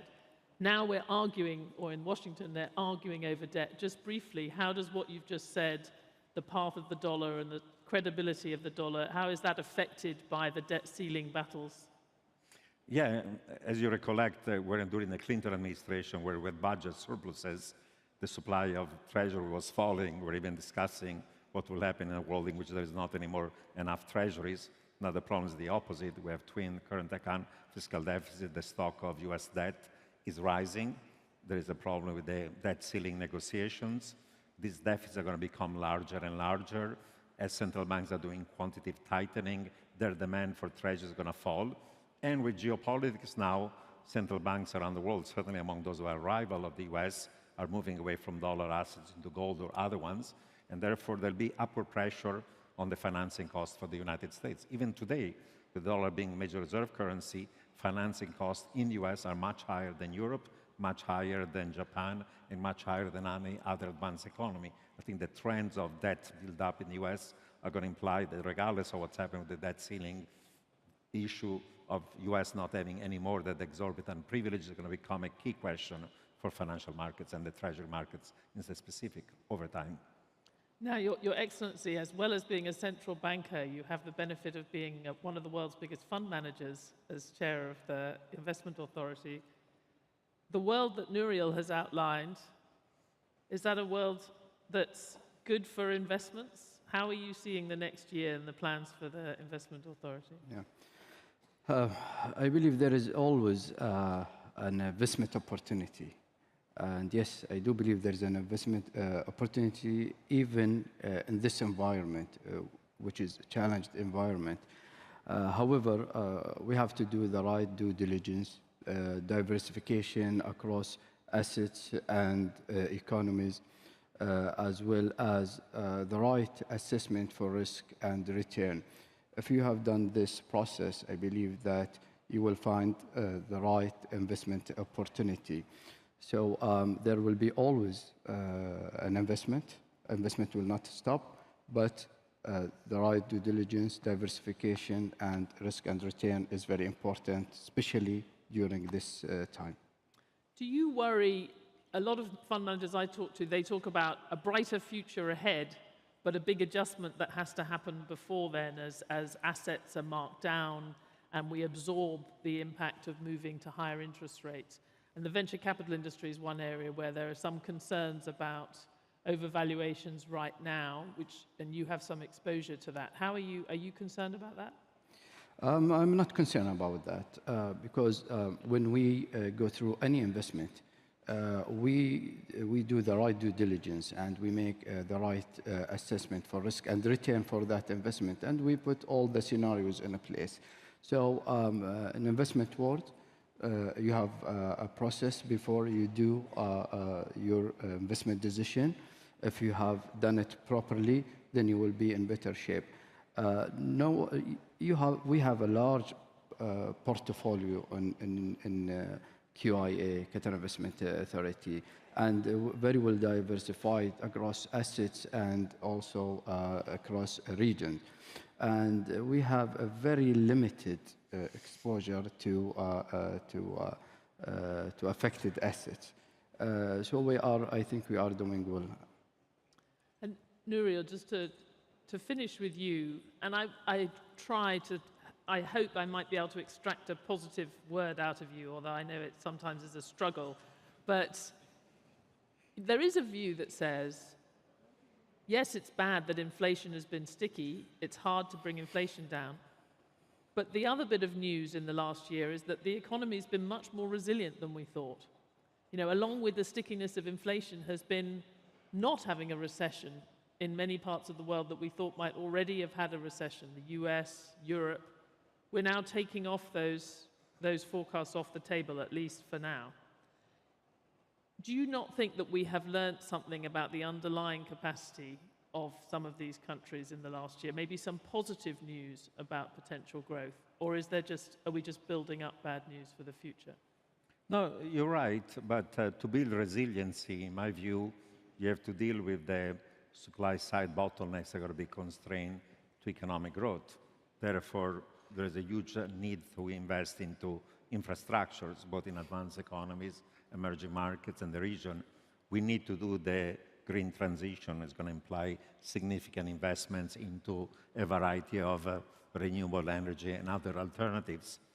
We have to build communities throughout the world to make them more resilient for the geopolitical changes are going to be occurring. We have to invest, for example, into not just energy and renewable, but also in green metals and other industrial metals, because the supply right now is limited. And if we want to do the transition and avoid greenflation, we have to do those types of investments. We have to invest into safe assets, and traditional safe assets like long-term treasury are not going to be safe anymore. So I do believe that we can deal with the challenge of maintaining economic growth and controlling inflation. The bottlenecks are on the supply side, and any types of long-term investment is going to lead to reducing these supply bottlenecks, including avoiding excessive decoupling, excessive fragmentation, excessive balkanization of global economy is going to be important. So it's going to be up to strong leaders in the region and around the world to make sure that the assets and the surpluses are being invested into real investments and financial investment,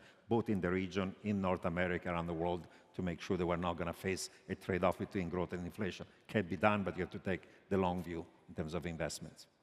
That is an excellent place on which to end. It's all down to you and anyone who's able to deploy, seize these opportunities, and then we can grow and avoid some of the more gloomy scenarios. Thank you very much, both of you, for an excellent discussion. Thank you. Thank you.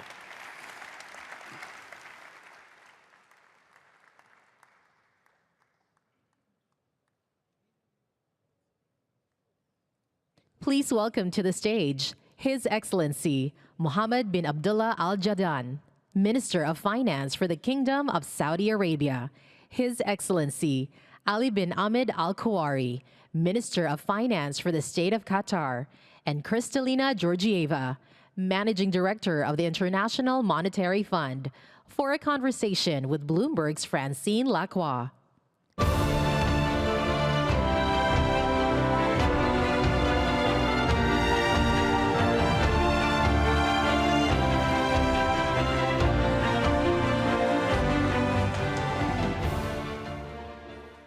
Your Excellencies, ladies and gentlemen, thank you so much for joining us. We're going to talk about competitiveness worldwide, but also focus on the region. So, Minister Al Jadaan, let me start off with you. When you look at the prospects for the region, what this region can become, what are you most optimistic about for Saudi Arabia, but also your neighboring countries? Thank you very much for having me, and I would like really to start by thanking His Excellency Ali Kuwari for hosting us today. I think to start with, I would like to start with Qatar. And as I was approaching the airport the night before last night, I couldn't recognize Doha. And I was here actually a year ago. So the development is an exemplary. You know, the organization, as we have seen in the World Cup, we are very proud of it in the region, as much as I'm sure the Qataris are. I can tell you we are very proud of how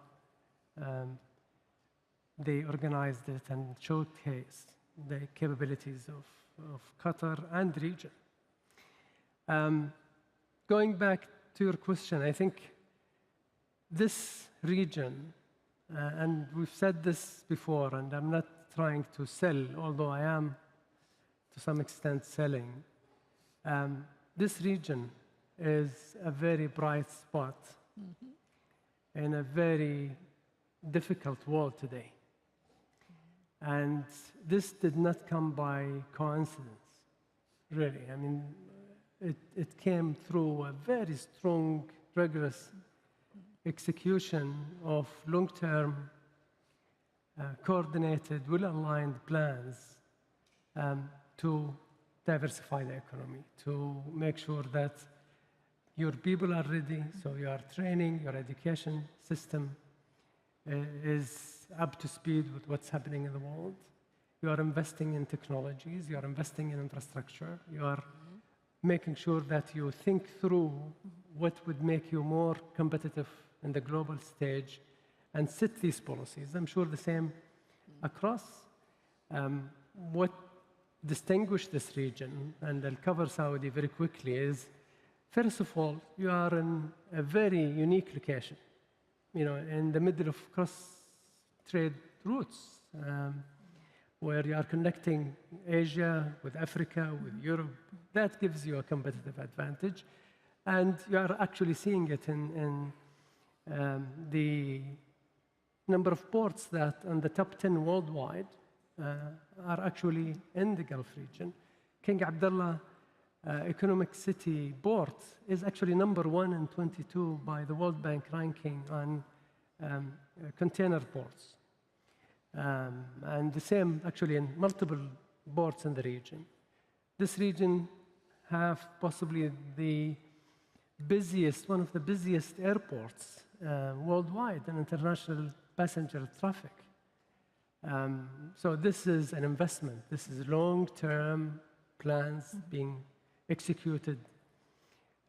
You could see a lot of efforts in investing in infrastructure. And these also long-term plans.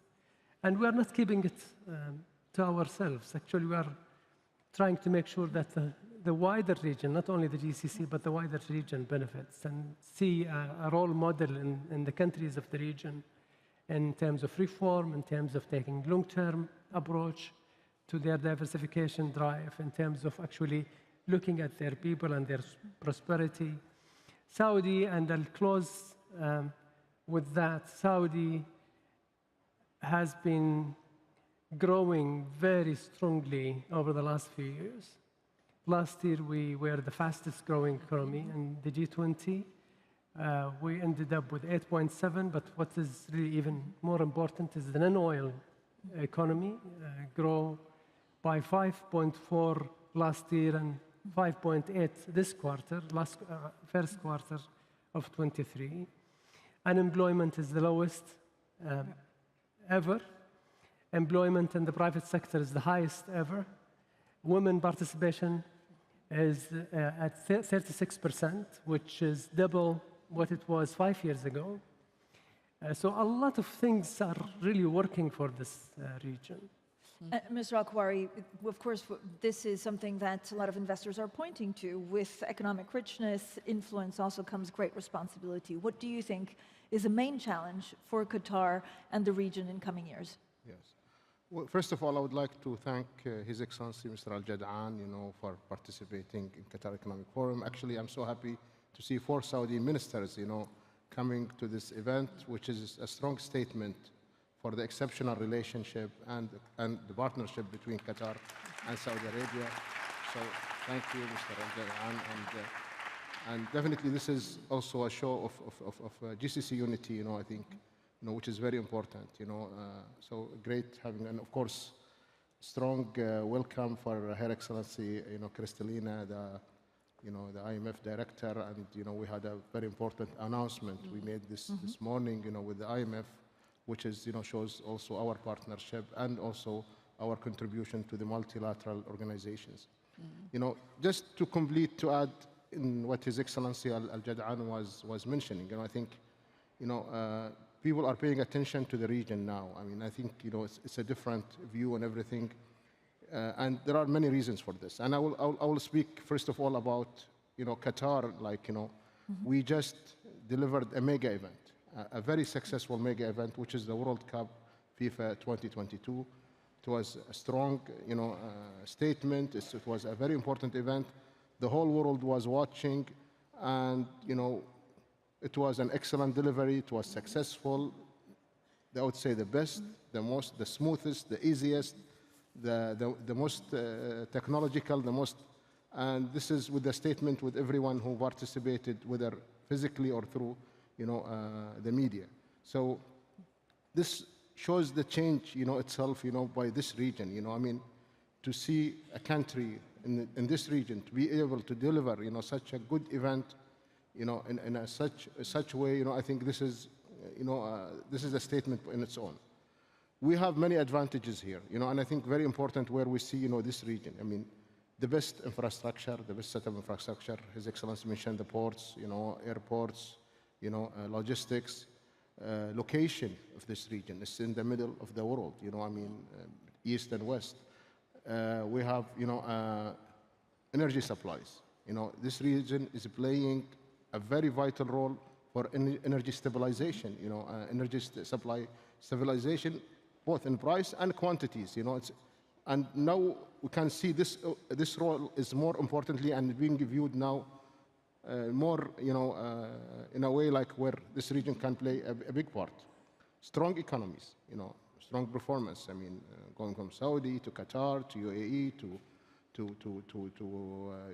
Kuwait, Bahrain, Oman. I think we see strong economies, strong GDP growth, strong non-hydrocarbon GDP growth, low inflations, or under control, I should say, under control inflations. So this is another reason why this reason. Again, and the environment. The business environment here has, the countries have really invested in making an easy and business-friendly and FDI-friendly, environments here. And it's not something overnight. It's been really a result of a long-term plan that, we started many years, and that's why you see the evolution in these economies really so strong and so quick and surpassed many advanced economies. So I think this region now, and speaking here, where we sit here, Qatar Economic Forum, we're not only talking about, GCC, but what the GCC can play and contribute to the whole world. We're living a very difficult, environment. Global economy is really showing huge, challenges. Whether it comes GDP growth, whether it comes, to the inflations, debt, being able to pay debt, and we believe. And if you look to the whole world and you look to the region here, it's like it's two different worlds we're looking together. But we believe like we can contribute and we can add, to the other, and play a global role. And we have seen this, Saudi Arabia through their, presence in the G20, we can see the, the big role they play. Qatar, its position and its, smaller country, we are also very active, whether in the politics or in the economies, we have been, very active. So it's a different world now. And the GCC and this region really is really playing a different role. They are, pulling their weights, together, and we see opportunity in the futures. We see the visions being put in place. We see, the diversification plans, the openness plan for the economies. I think we're going to be even, doing better. Thank you so much. Managing Director, when you look at the economy is extremely difficult worldwide. So what role do the GCC countries have? And in general, you're also working in partnerships. I know you've just announced something with Qatar. So what kind of partnerships are you working on in countries to help maybe neighboring regions? Well, let me start by congratulating Qatar for the World Cup. At the time when the world is more divided, you brought everybody together. It was a celebration of global unity. Thank you for that. This region plays a tremendously important role. First, for energy security. We have seen how an eruption of a war could put the world economy in danger. Just the fact that these countries, especially Qatar in terms of gas, have stepped up to bring more calm in the energy markets, played a role to stabilize the world economy. Secondly, what we see in the Gulf is a remarkable determination to pursue reforms. There are some who think that the fortunes of the Gulf are oil and gas. In fact, the fortune of the Gulf is decisiveness in putting the economy on long-term sustainable path. Saudi Arabia introducing VAT during COVID. This is brave. Qatar liberalizing the labor market. This is brave. And what I see from where I sit is that their international engagement is also a platform to export the value of reforms. In fact, our strengthened cooperation with the Gulf is exactly for this reason, to expand financial support for vulnerable countries, but not without expectation that money would be used wisely, that there would be strong fundamentals built. I also want to express admiration for what has been for many years a recommendation from the IMF that is being taken to heart, and it is diversify. So here is an interesting fact. The world economy is slowing down. The Gulf is slowing down. After a very impressive 22, we expect growth overall in the Gulf to go down at par with global slowdown. In other words, to be overall 2.9%. But growth in the part of the economy outside of hydrocarbons is 4.2%. So what is growing faster is exactly what is the platform for the future. And I want to finish on financial stability. We have seen a great deal of attention to how banks act responsibly to their liquidity, to the capacity to adjust to shocks. And when we had a bit of a unfortunate development in the US and in Switzerland, that did not demonstrate here because of that commitment. Now, I want to finish with a very strong plea. Keep it up. Keep it up. You cannot, in a fast-changing world, you cannot sit on your successes. You have to work for the future. Thank you so much, Mr. Al-Jannah. How are you planning?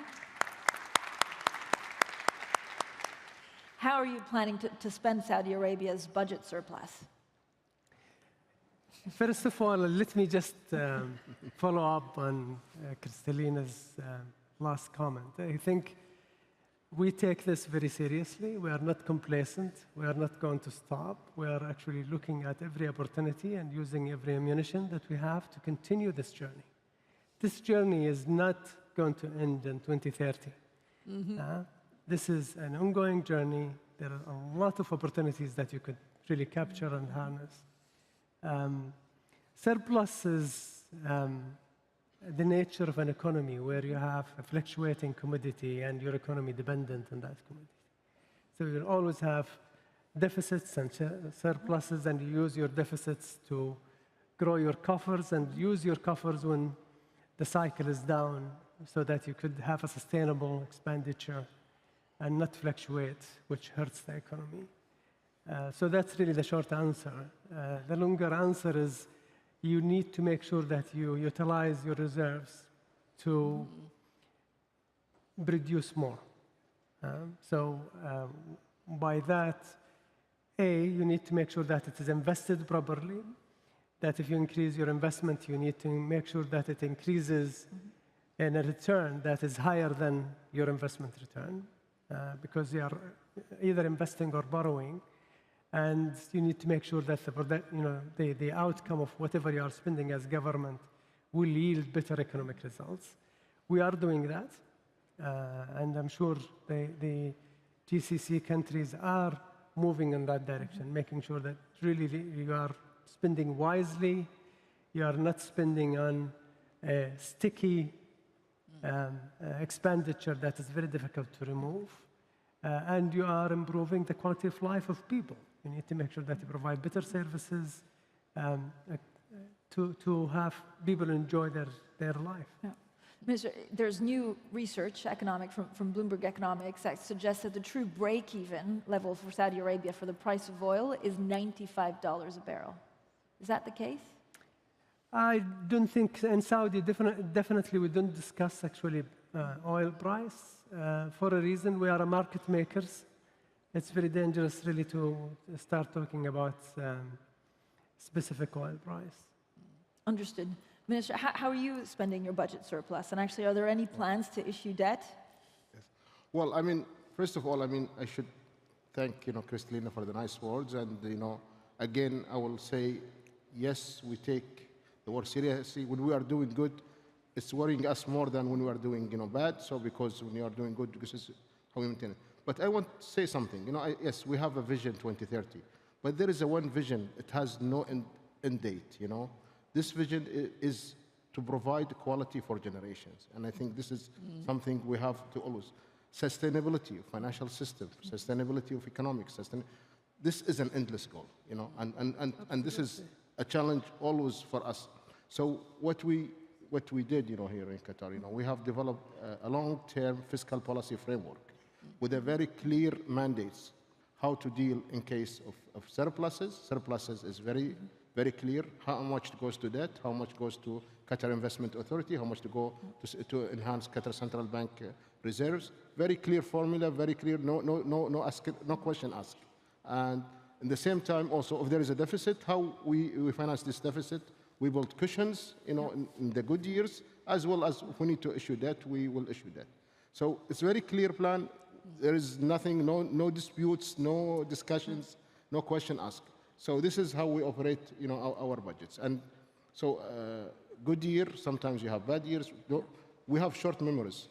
2020 was only 3 years ago. It was not far out, and it was, we saw what happened to the whole world, Struggles in the economies, deficits, problems everywhere. So I think it's very important that we keep this as we go with this economical cycles. We have to build, the sustainability part, as we go along. Managing Director, I want to ask about the U.S. debt ceiling in just a moment, but Minister Al-Judaan, when you look at diversifying the Saudi Arabian economy, and everyone here knows the plans, what do you find most difficult? What is, in terms of key policies, this is a huge challenge that Saudi Arabia is taking on. What do you absolutely need to get right? I think few things. One is diversification, is not a government play alone. Government is the facilitator, enabler, and regulator. So you need to make sure that you engage the private sector. If you fail in engaging the private sector appropriately, you may not be able to achieve your plans of diversification. Private sector is a lot better, a lot more efficient when it comes to that. Second is talents. And if you are not careful in making sure that your education system and your training system is up to date and the developments and the skill sets that diversification needs, you could be left behind. And so that is a real focus. And then basically, if you take the wider plans, it's what are the areas that will actually create more jobs, more sustainable growth, without any financial subsidies. Subsidies are good at the beginning. They will incentivize industries, but you need to make sure that you do them knowing that you can actually remove them slowly, and then the business will continue. Thank you so much. Managing Director, should we really worry about a U.S. default? History tells us that the U.S. would wrestle with this notion of default, but comes the 11th hour, it gets resolved. And I have confidence we will see that playing again. This being said, unnecessary for a world economy that is in such a high uncertainty to have that protracted solution coming. And we always have to be mindful that the risk is there. It's like Cinderella running at the 12th hour, managing to get in time, only losing a shoe. well, we have to be careful not to press it that much, and I hope we would see some wisdom. There is a question for me. Can I quickly answer it? There is a question. You'd be a great moderator. So the question is, and thank you so much for sending it in, the IMF has previously warned central banks for their rapid interest rate hikes. There's still a hawkish stance in this regard, which may cause a global recession. How do you see this? So where we are, because central banks have acted decisively and in a coordinated manner, we are seeing headline inflation peaking and now going down. But core inflation, primarily because of very stubborn food prices, is still not trimming down the way it should. What does it mean? Central banks have to stay the course, because if they move back on interest rates prematurely, then inflation may become a problem for growth for a longer period of time. So stay put, interest rates are high, they will stay high for longer, but we are expecting 24, early 2025, the picture to change. On the US debt ceiling, even if we have a 12th-hour agreement, does it push towards the de-dollarization of the world? Well, you know, this story of de-dollarization has been with us for some time. The dollar has been going slightly down. It was 70% of reserves. Now it is slightly below 60% of reserves. Understandably, there are other currencies, the euro, Australian dollar, small country, strong currencies that are taking place. We don't expect, though, a rapid shift in reserves. Why? Because the reason the dollar is a reserve currency is the strength of the US economy and the depth of its capital markets. So don't kiss your dollars goodbye just yet. Okay, Mr. Al-Kuwari, if we do see, something ugly happening with the U.S. debt ceiling, what does it mean for this region? Well, I mean, first of all, if I may, comment on your earlier question to Kristalina about, should we worry about the U.S. default? I would say, if a country, any country in the world, announces that they will be defaulting in their, commitments, I think rating agencies minimum two notches downgrade, plus negative, they will make it. This is the standard we will hear. But we ask the question, why is it not happening? Because we have seen this debate before many times, and you always it gets resolved because nobody can afford such things. So I don't think, this is such thing that would happen, because, these debates were used to it, and eventually, see, as long as the U.S. economy, growing at a good pace, and as long as major commodities are denominated in dollars, I think, things, I don't see a big change in the picture, in the near future. So I think this is the challenges we have, so. I would say, these debates, we have seen them before and get resolved usually. Sometimes wait until the last second, but we're used to that. So hold on tight. Would you agree with that, Minister? Yes, I do. I do. I would just say that I hope wisdom would prevail and would prevail sooner. It is not easy to play with the international markets. Yeah. And when they catch a cold, everybody will sneeze. So we just need to be careful. So the sooner, the better. Yes. That is the conclusion of this panel. Absolutely. Thank you so much for a great conversation. Thank you. Thank you. Thank you.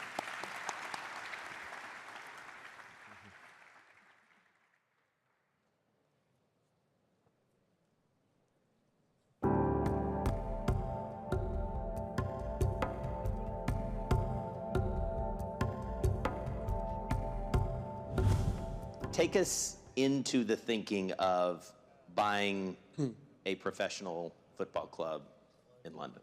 When you think about sports, it's really the interplay. What are we really talking about? We're talking about live content, media, right? And how to monetize that media depends on some of the things that we're talking about: technology, data, right? Trying to understand consumer behavior. So we thought essentially, so now go back to kind of, Chelsea, we thought we had a really interesting opportunity to buy a business in a very unique situation. Are you looking to raise any money? Are you doing a fundraising? We're always focused, on investing in the company and the product, and we're in a great position. We have an incredible ownership group. We're well capitalized, and we're growing fast. I always like to invest in things that I'm passionate about. If you're passionate about something, you'll be invested in it, you'll commit to it, you'll study it, you'll understand it. And this is what I am in pickleball, and all of my partners are the same way. We're invested and fully committed to not only making the Arizona Drive, our pickleball team successful, but the league in general.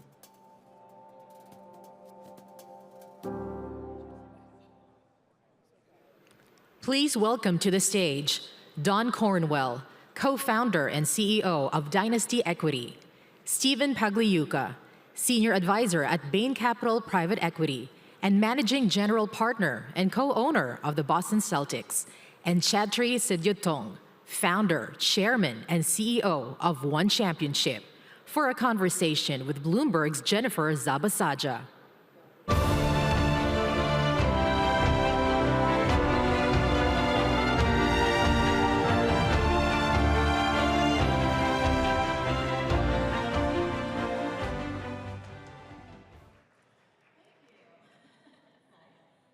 Sports, right? We have a lot to talk about. Guys, before we get into our conversation, I wanted to remind the audience that this session has a poll question if people want to get involved. And the question that we've put out to our audience is, what will emerge as the next top destination for foreign investors in terms of sports? And you can see that up here, whether that's basketball, American football, baseball, or cricket. So if anyone in here wants to get involved, please submit your answers. Does anyone here want to place their bets on what's going to win? I say basketball. Basketball? Basketball. Basketball. Wow, in unison. I like that. Okay, let's get into this, because this session is called The Business of Sports. I think everyone knows that sports has always been a business, but when did it really turn into, I think what Don, you called it, an asset class? What was the catalyst for where we're at right now in terms of the business of sports, the industry? I think one of the things that's happened over the last, I call it 5 years, is, I'll call it 10 years. Number one, you've had people like Steve, titans of business, investors, coming in and owning teams. I think that's turned on a light bulb for many people to say, this is something we need to pay attention to. I think the other thing that is very quiet, and I think it impacts One Championship, it will impact the NBA, it's already impacted the NFL, is you have the big tech companies coming into the sport. You've got Amazon, Apple, Google, all paying a lot of attention, paying a lot of money to be around this sport. People have realized in this crazy world that we live in, it's the only content that resonates. It's the only way you can get lots of people to gather at one time to pay attention to something. Combat sports benefits from the main tentpole events. The NBA, we're seeing it right now. People are waking up here at 3 in the morning to watch the Celtics win last night or this morning. And I think that really impacts how people think about the asset class as something that they want to be close to. Yeah, and I'm glad you mentioned that, Don, because I should have said, Steve was up early this morning because the Celtics did win tonight. So I think we should all make sure. Steve, you doing okay? Three more. Three more. I know you said you go game by game. Game by game. Can you talk about, just follow up on what Don was saying? I mean, what's your take, especially considering you are an owner not just with American basketball, but also a European football team? Absolutely. I agree with Don. Probably in the last 10 years, a couple of things have happened. One, television revenues have exploded. Two, technology has allowed people from all over the world to view sports. And so you used to count fans in the millions, now you're counting in the tens of millions, and maybe even with the case of many football teams like Manchester United, Manchester City, you're talking about billions of fans throughout the earth. So technology has really changed that all, and it's the only place you can aggregate eyeballs. And the prices of the franchises have gone up commensurately. So that has brought in outside capital, and prices have almost never gone down of the premier sports brands, NBA, NFL, Premier League Soccer. Prices have almost never gone down, so people see it as a safe, long-term, accreting asset class, and so that's how it became an asset class. Chatri, jump in here, because one championship is sort of a new entrant into the business of sports. Do you think there's room for your league to create even more valuations in terms of what it is that teams and players themselves are able to make? Yeah, definitely. If you look at the power of sports, especially at scale, when you're one of the world's largest sports properties or sports teams, they are literally, they become monopolistic, where the fandom ignites entire countries and the entire world. And how many businesses can do that, on the spot at live, at 9 p.m., per what Don was saying. But at the same time, the asset class, just does not go down because there's a constant supply-demand imbalance. If you look at the number of billionaires and millionaires created every year, but there's only one Dallas Cowboy, there's only one Boston Celtic, there's only one championship. So that supply-demand imbalance is equivalent of people ask, why is Mona Lisa worth $2.7 billion? It's just a painting, but it's a supply-demand imbalance, just we have in fine art. But sports, if you line up all the different potential asset classes, starting off with, T-bills, and you work your all the way, sports is definitely the highest performing, most resilient asset class in terms of returns on invested capital. It's, compounds at 20 to 30% a year. Again, it's because of the scarcity value, but the long-term supply-demand imbalance of investors and buyers of these properties or these teams, coupled with the fact that there is a technological shift of Amazon now, of all these big tech players, Microsoft or Google or Facebook, understanding that sports really ignites, if you want to capture the millennial and Gen Z audience, live sports globally is the way to do it. So have we reached peak then, or we're going to keep going? Day one. It's literally day one. It literally is that. We see it on our numbers. I get all of our key metrics, viewership numbers, or on TV, on social, on digital, et cetera. And literally every week it's a hockey stick by country. And it's never ending because when you take a look at sports like soccer or combat sports, those scale globally. Because if you think of a matrix, okay, x-axis, y-axis, rich man, poor man, and across geographies. If you turn the volume off on combat sports, you will still be entertained and you'll know who won, who lost. Same thing with soccer. But most sports are too complicated, like tennis, 40 love, tiebreaker, American football, 3rd and 10. What does that mean? Right? So the more complicated... Basketball is pretty easy, though. Yes, no, exactly. That's why I say basketball is going to be there. But the global scalability of a sport is tied directly to how simple the rules are, so that people can understand it, the layperson can understand it. And again, that's why I say soccer and combat sports are going to be the biggest sports, or continue to be the biggest sports in the world. I do believe in as well in basketball. I think those three sports, for sure, are going to dominate next 5, 10, 15, 20 years and beyond. How much is, Steve, players tied to teams? Because with increasing valuations, we're seeing salaries, shoot up more than I think I'll ever make in my life. But then some players don't have to necessarily be loyal to the teams, right, if they're not happy with it. Is that going into sort of your thought process as an owner in terms of how much are we investing into someone or the team itself? Well, the NBA has a very unique relationship with the players. It's really a partnership. So the players are guaranteed around 50% of the revenues, and the owners are guaranteed around 50% of the revenues of the league.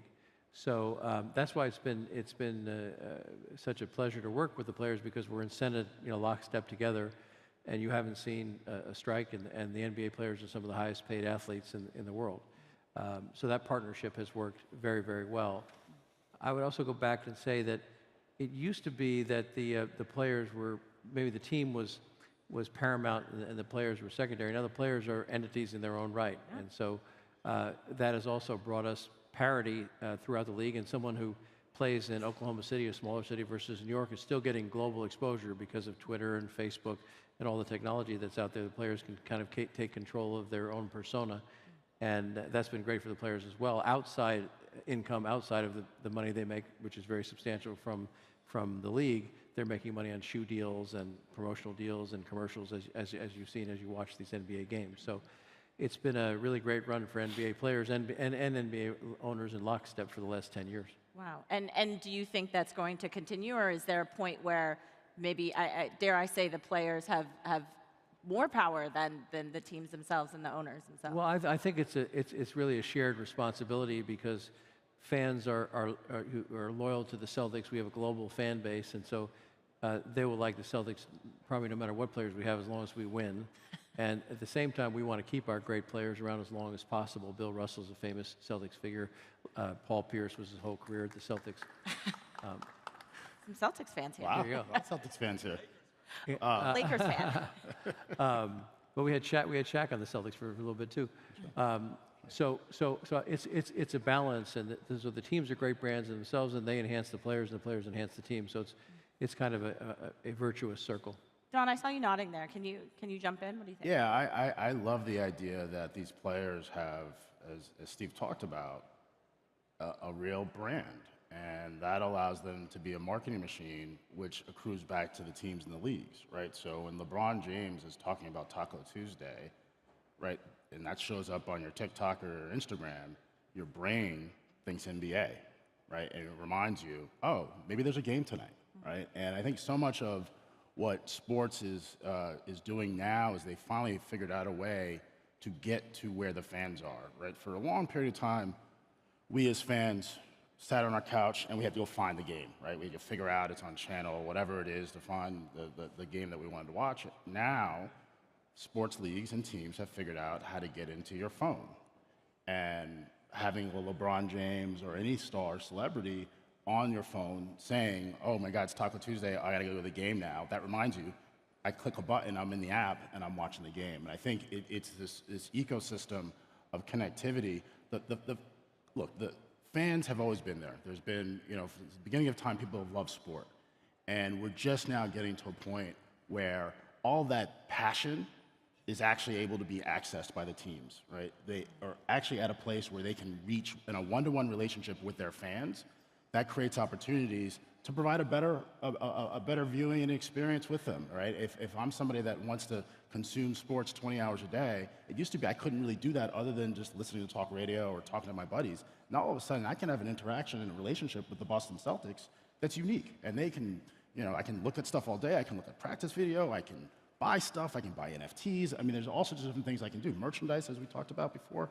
And so it gets us super excited about what the experience is going to be like for fans and therefore for the teams and leagues going forward. Yeah. Yeah. I was going to add that fan engagement is really the word we're looking for here, and the fans are more engaged than ever because of all these mechanisms to get into the team through Twitter and Facebook, and now sports gambling in the United States. There's a whole segment of people that are glued to the games because they want to bet on when the next shot's going to happen or who's going to have a three in the third quarter. I was watching the game last night. They have it on the screen today. I think DraftKings or someone, you can make certain bets as the game goes on, and that's again increased engagement. So all the ways the players and the teams, reach the fans and have more time and eyeballs, that really creates value for the players and for the league. Chaudhry, I want you to jump in because we were talking earlier about fans, and you were recently in Colorado in the States, and you said you were pleasantly surprised. I was shocked. I was shocked. You were shocked by the fans that were out there for one.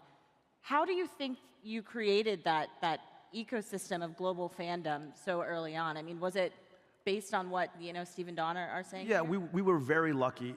I was just telling Don earlier too that if you chart the growth of one's viewership metrics around the world, and you chart it with the number of smart mobile devices over the last 11 years, and you chart it with social media and digital media, literally it's lockstep. We got very fortunate in that we very early on bet the whole firm on social and digital. And the world is obviously globalized more than ever before, digital economy. So you put out a piece of content, it can go viral all over the world if it's a good piece of content, if it's good action. And what was very surprising for us is, just several months ago, even before the US event, we had a Chinese athlete versus an American athlete going for the world title. We trended #1 on Twitter in the US, #1 Twitter globally, and in China we trended #1 on Weibo, Kuaishou, Douyin, which is the Facebook, Instagram, etc. I mean, it goes back to what they're talking about, with Don and Steve. It's like never before can a sports property actually ignite entire countries, on opposite sides of the planet, different cultures, different languages, but this is the power of social media, digital media, because we're finally connected at a deep level. And at the end of the day, again, as I said, combat sports is such an easy, simple thing to understand. To trend number one, the way we did is, 1.4 billion Chinese had to, at the same time, talk about Tang Kai winning the world title, and that's, thank you. But that's the power of creating a fan engagement engine that, again, NBA or LeBron, or it's the same thing. It's the same DNA. Again, we got very, very lucky. Steve, before I get to questions, I did want to ask, because it's important to talk about the value in women's sports as well, as we're talking about this. I mean, Steve, are you looking at investing in any women's leagues, women's teams? I mean, do you still see a potential growth in it? Definitely, I see large growth in that. With there's been increased interest in soccer. I think the last valuation of the LA women's soccer team is something like around $300 million, which that would be unheard of before. That's more than some of the men's MLS franchises. So it's really growing in interest, and women David Stern pioneered, starting a women's league a long time ago, and now these things are starting to get traction, and advertisers want to advertise to a broader base, so they're advertising both in the men's game and the women's game kind of in concert. So yes, I see large growth in women's sports. Are you potentially looking at becoming an owner in a? I've looked at several opportunities. We can't talk about exactly what we're looking at, but I think it's an interesting area for sure. Yeah, Don, what about you? What are you looking at? Yeah, absolutely. I mean, for everything that Steve said, if you look at the trend lines around women's sports, first of all, participation, right? There's always been that, but in terms of people viewing, right? I think we saw this with the college basketball championships, March Madness as we call it. Yeah. In basketball, the numbers were huge, and I think we also have, in America, sports betting legalized, and that does create another form of engagement that people are excited about. Women's sports as content. I think people look at, you see the LA phenomenon. I mean, they're selling out a massive stadium on a regular basis for high ticket prices. It's become a cultural thing. And so it makes almost all the sense in the world that the gap should close in the financial outlook of these teams and leagues. I also think that as you step back for a moment, it doesn't make any sense that you've got the men's leagues that are multi-billion-dollar things and the women's leagues that don't necessarily have the support. I like the idea that now we have investment firms that are focused purely on women's sports. I think there are women's sports executives out there that have come to a place where they are driving value. It used to be that the women's sports team was sort of an add-on. Now they're separate things that are in the light of day getting their own focus and attention. I think that portends to end up with a lot of growth, and I think that's a great thing. That's what we need to have. Yeah, and Chatra, you've been strategic too about investing and bringing in more women into one. Yeah, no, definitely. I mean, if you look at some of the biggest names in one, especially in the early days, was like Angela Lee, who is our current atomweight world champion. She literally was the face of one, or still is one of the big faces of one, or Stam Fairtex. We just want the very best martial artists on the planet, male or female, and we compensate them as such as well. It's not about saying, hey, a female should deserve less. So we're a little bit more, how can I say, progressive than other sports might be when it comes to women's pay. We actually don't, there's no distinguish between male and female. It's just about are they the best in the world? And their drawing power, obviously it matters as well.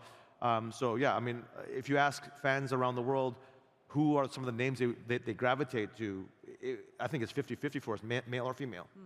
On the whole, do you all think, because we're in Qatar, we've seen Qatar and other countries invest more in leagues and in sports, private equity, we were talking about that, getting more invested into sports. Is this on the whole good for the fans, good for the sports leagues themselves? I mean, is there a risk that this could potentially, we could lose the love of the game that some people have? Absolutely not. It's quite the opposite. The more you have invested in the team, the more you want it to do better, the more you want it to win, the more you want to see fans. And so that spurs everybody to wake up every day and say, how do we make it a better fan experience? How do we have more engagement? How do we offer more things to the fans to get close to the team, merchandise, experiences, different kinds of programming, different angles on television, statistics, a whole host of things. And so you see as more has been invested and the prices have gone up, you see more and more improving the product. But not everybody is jumping in on that, Don. They're talking about I would that. just say, I mean, sort of switching a little bit, 10 years ago, you saw the venture community, from an investment perspective, actually start to support sports-related technology companies. And I think if you sort of fast forward to where we are today, we have plenty of companies that are helping to improve the fan experience. For a long period of time, Silicon Valley ignored sports. Now they're not. And that's capital that's coming from the investment community into the ecosystem. So it's not just direct into teams and leagues, it's also into all the technologies that can help make it a better experience. Chatri? Yeah, I mean, definitely. I think this is just the very beginning. I think capital coming in, as long as it's going into the right leagues and teams and companies that they know what they're doing. Then, of course, there is a risk, of course, that there are some younger companies that may or may not know what they're doing, and that is obviously a risk to the capital markets. But it's so early in the game. I just think everyone's going to win. The market is huge. There's 8 billion people. At least I'm speaking from the combat sports perspective. It's now a global duopoly with UFC a dominant share in the West, and we have the dominant share in the East. And I think there's room for a lot more people as well. I don't think that this is a zero-sum game. The market is growing tremendously. Our metrics are growing tremendously, and capital is flooding into the market. And that's why I say even basketball. I think the future of basketball is massive. Do you think you can take the UFC on? Are you attempting to do that? Well, according to Nielsen, Nielsen came out with the ratings agency for the media industry. They came out with a global industry report of the top 20 largest sports properties by viewership and engagement, and we were number 4, and I think UFC was number 9 in terms of viewership and engagement numbers. We were shocked, actually. The team internally, we knew we were growing very fast, as we keep track of every metric, but we had no idea that the scale we hit. But again, and that's the same thing. When we went to Denver, Colorado a couple weeks ago, it was our U.S. debut. We trended #1 on Twitter in the U.S., #5 globally on Twitter. Fans, it sold out. I was shocked. I mean, genuinely, I was shocked. We put out a ticket link, an announcement, hey, May 5th, we're coming to America. Within 10 days, 70% of the tickets sold out. And then within 2 months before the event, we were completely sold out. And I'm like, I was like, I can't believe we have American fans. Yes, we're on Amazon Prime, but it's still kind of surreal. We're on halfway across the planet, not in America. And so that was very, very surprising to me. How are you differentiated from UFC? Are you differentiating your... Sure. So there's a few differential. UFC is the world's largest MMA organization, so they focus only on mixed martial arts. We're the world's largest martial arts organization, which is we have MMA, we have boxing, we have kickboxing, Muay Thai, submission, grappling. So as the home of martial arts, Asia's been, the platform is bigger in that regard. But also our ethos is truly, I'm a lifelong martial artist. What I want to do is celebrate the values of martial arts. Why do millions of parents send their kids all over the world to martial arts schools? Actually, Don's kids do jiu-jitsu. It's to teach them discipline and courage and humility and honor and respect. It's not to be a thug, It's not to talk trash and talk about people's wives. Sorry. Or religions, and our hashtag is We Are One, because I genuinely want, through the power of one, through the power of our platform, to unite the world and build bridges, in the same way Qatar World Cup did. It was a phenomenal success, the greatest World Cup in history. They built bridges between all of MENA and the rest of the world, and developed deeper understanding, and hence more investment opportunities, more business, more partnerships, and the world can become one, and we can unlock all the different strengths we have, country by country or company by company. Is this a potential partnership I'm seeing here? Absolutely. I've actually started this year. I went to a gym near where I live, and it turns out it's an MMA gym. So I've seen this in action. Yes. But I've done 56 sessions in there. Wow. Wow. And awesome. But I'm the only one that doesn't have a tattoo yet. Oh, not yet. We'll see if South 6 win. Let's just. I think we want to go back to the poll really quick and see if you guys were right. I mean, you were all in unison, right? You said basketball. Yeah, we said basketball. Let's see. Wow. Oh, wow. American football. Yikes. Don. Former NFL. As the NFL alum? Yeah. They're doing okay. They're doing okay. That's great. Before, in the last 30 seconds, I want to give you guys each one quick minute to talk about streaming. Not minute, sorry. A few seconds to talk about streaming and what you think that means for the future of sports. I mean, Don, maybe you can start. Yeah, I talked about it's the interactivity, Yeah. right? That creates an ability for teams and leagues to get data about who's actually watching their sport and engaging. It also allows them to interact with them on other ways to monetize, which for all of us is a huge part of the future. Great. Steve? I think streaming is huge because it's really opened up the whole world to all of our sports, and now you can get Celtics games live in Australia, Asia, on the bus, on your phone, directly streamed. So I think it's going to be the next revolution, and just create more fans, and that'll build over years and years and years. So streaming's huge. Yeah, Chaudhry. Yes, I have the same sentiment. Not only from a fan perspective, digital content now more than ever is truly scalable globally, but also when you take a look at like an Amazon Prime, who's our partner in the US, the amount of money they can spend on media rights versus a traditional broadcaster, let's say Fox Sports in the US or an ESPN, that are geo-locked. I mean, yeah. Fox Sports serves America only. Amazon truly has many ways to monetize media rights. They can monetize through traditional ad sales, they can monetize through e-commerce, and they can monetize through subscriptions. So they have many ways to monetize. They're obviously a $1 trillion company, many geographies to monetize. So the digital players are, because they're stepping in now into sports, are going to change the game forever. It just blows my mind in terms of the amount of capital that are coming in, whether it's investors or media rights, and the digital economy allowing awesome sports properties to scale globally in terms of fandom. Great. There's a lot to look out for. Chaudhry, Steve, Don, thank you so much. Thanks, everyone, and everyone watching. Thanks, guys. Thank you, Thank you, Jennifer. Okay. Yep.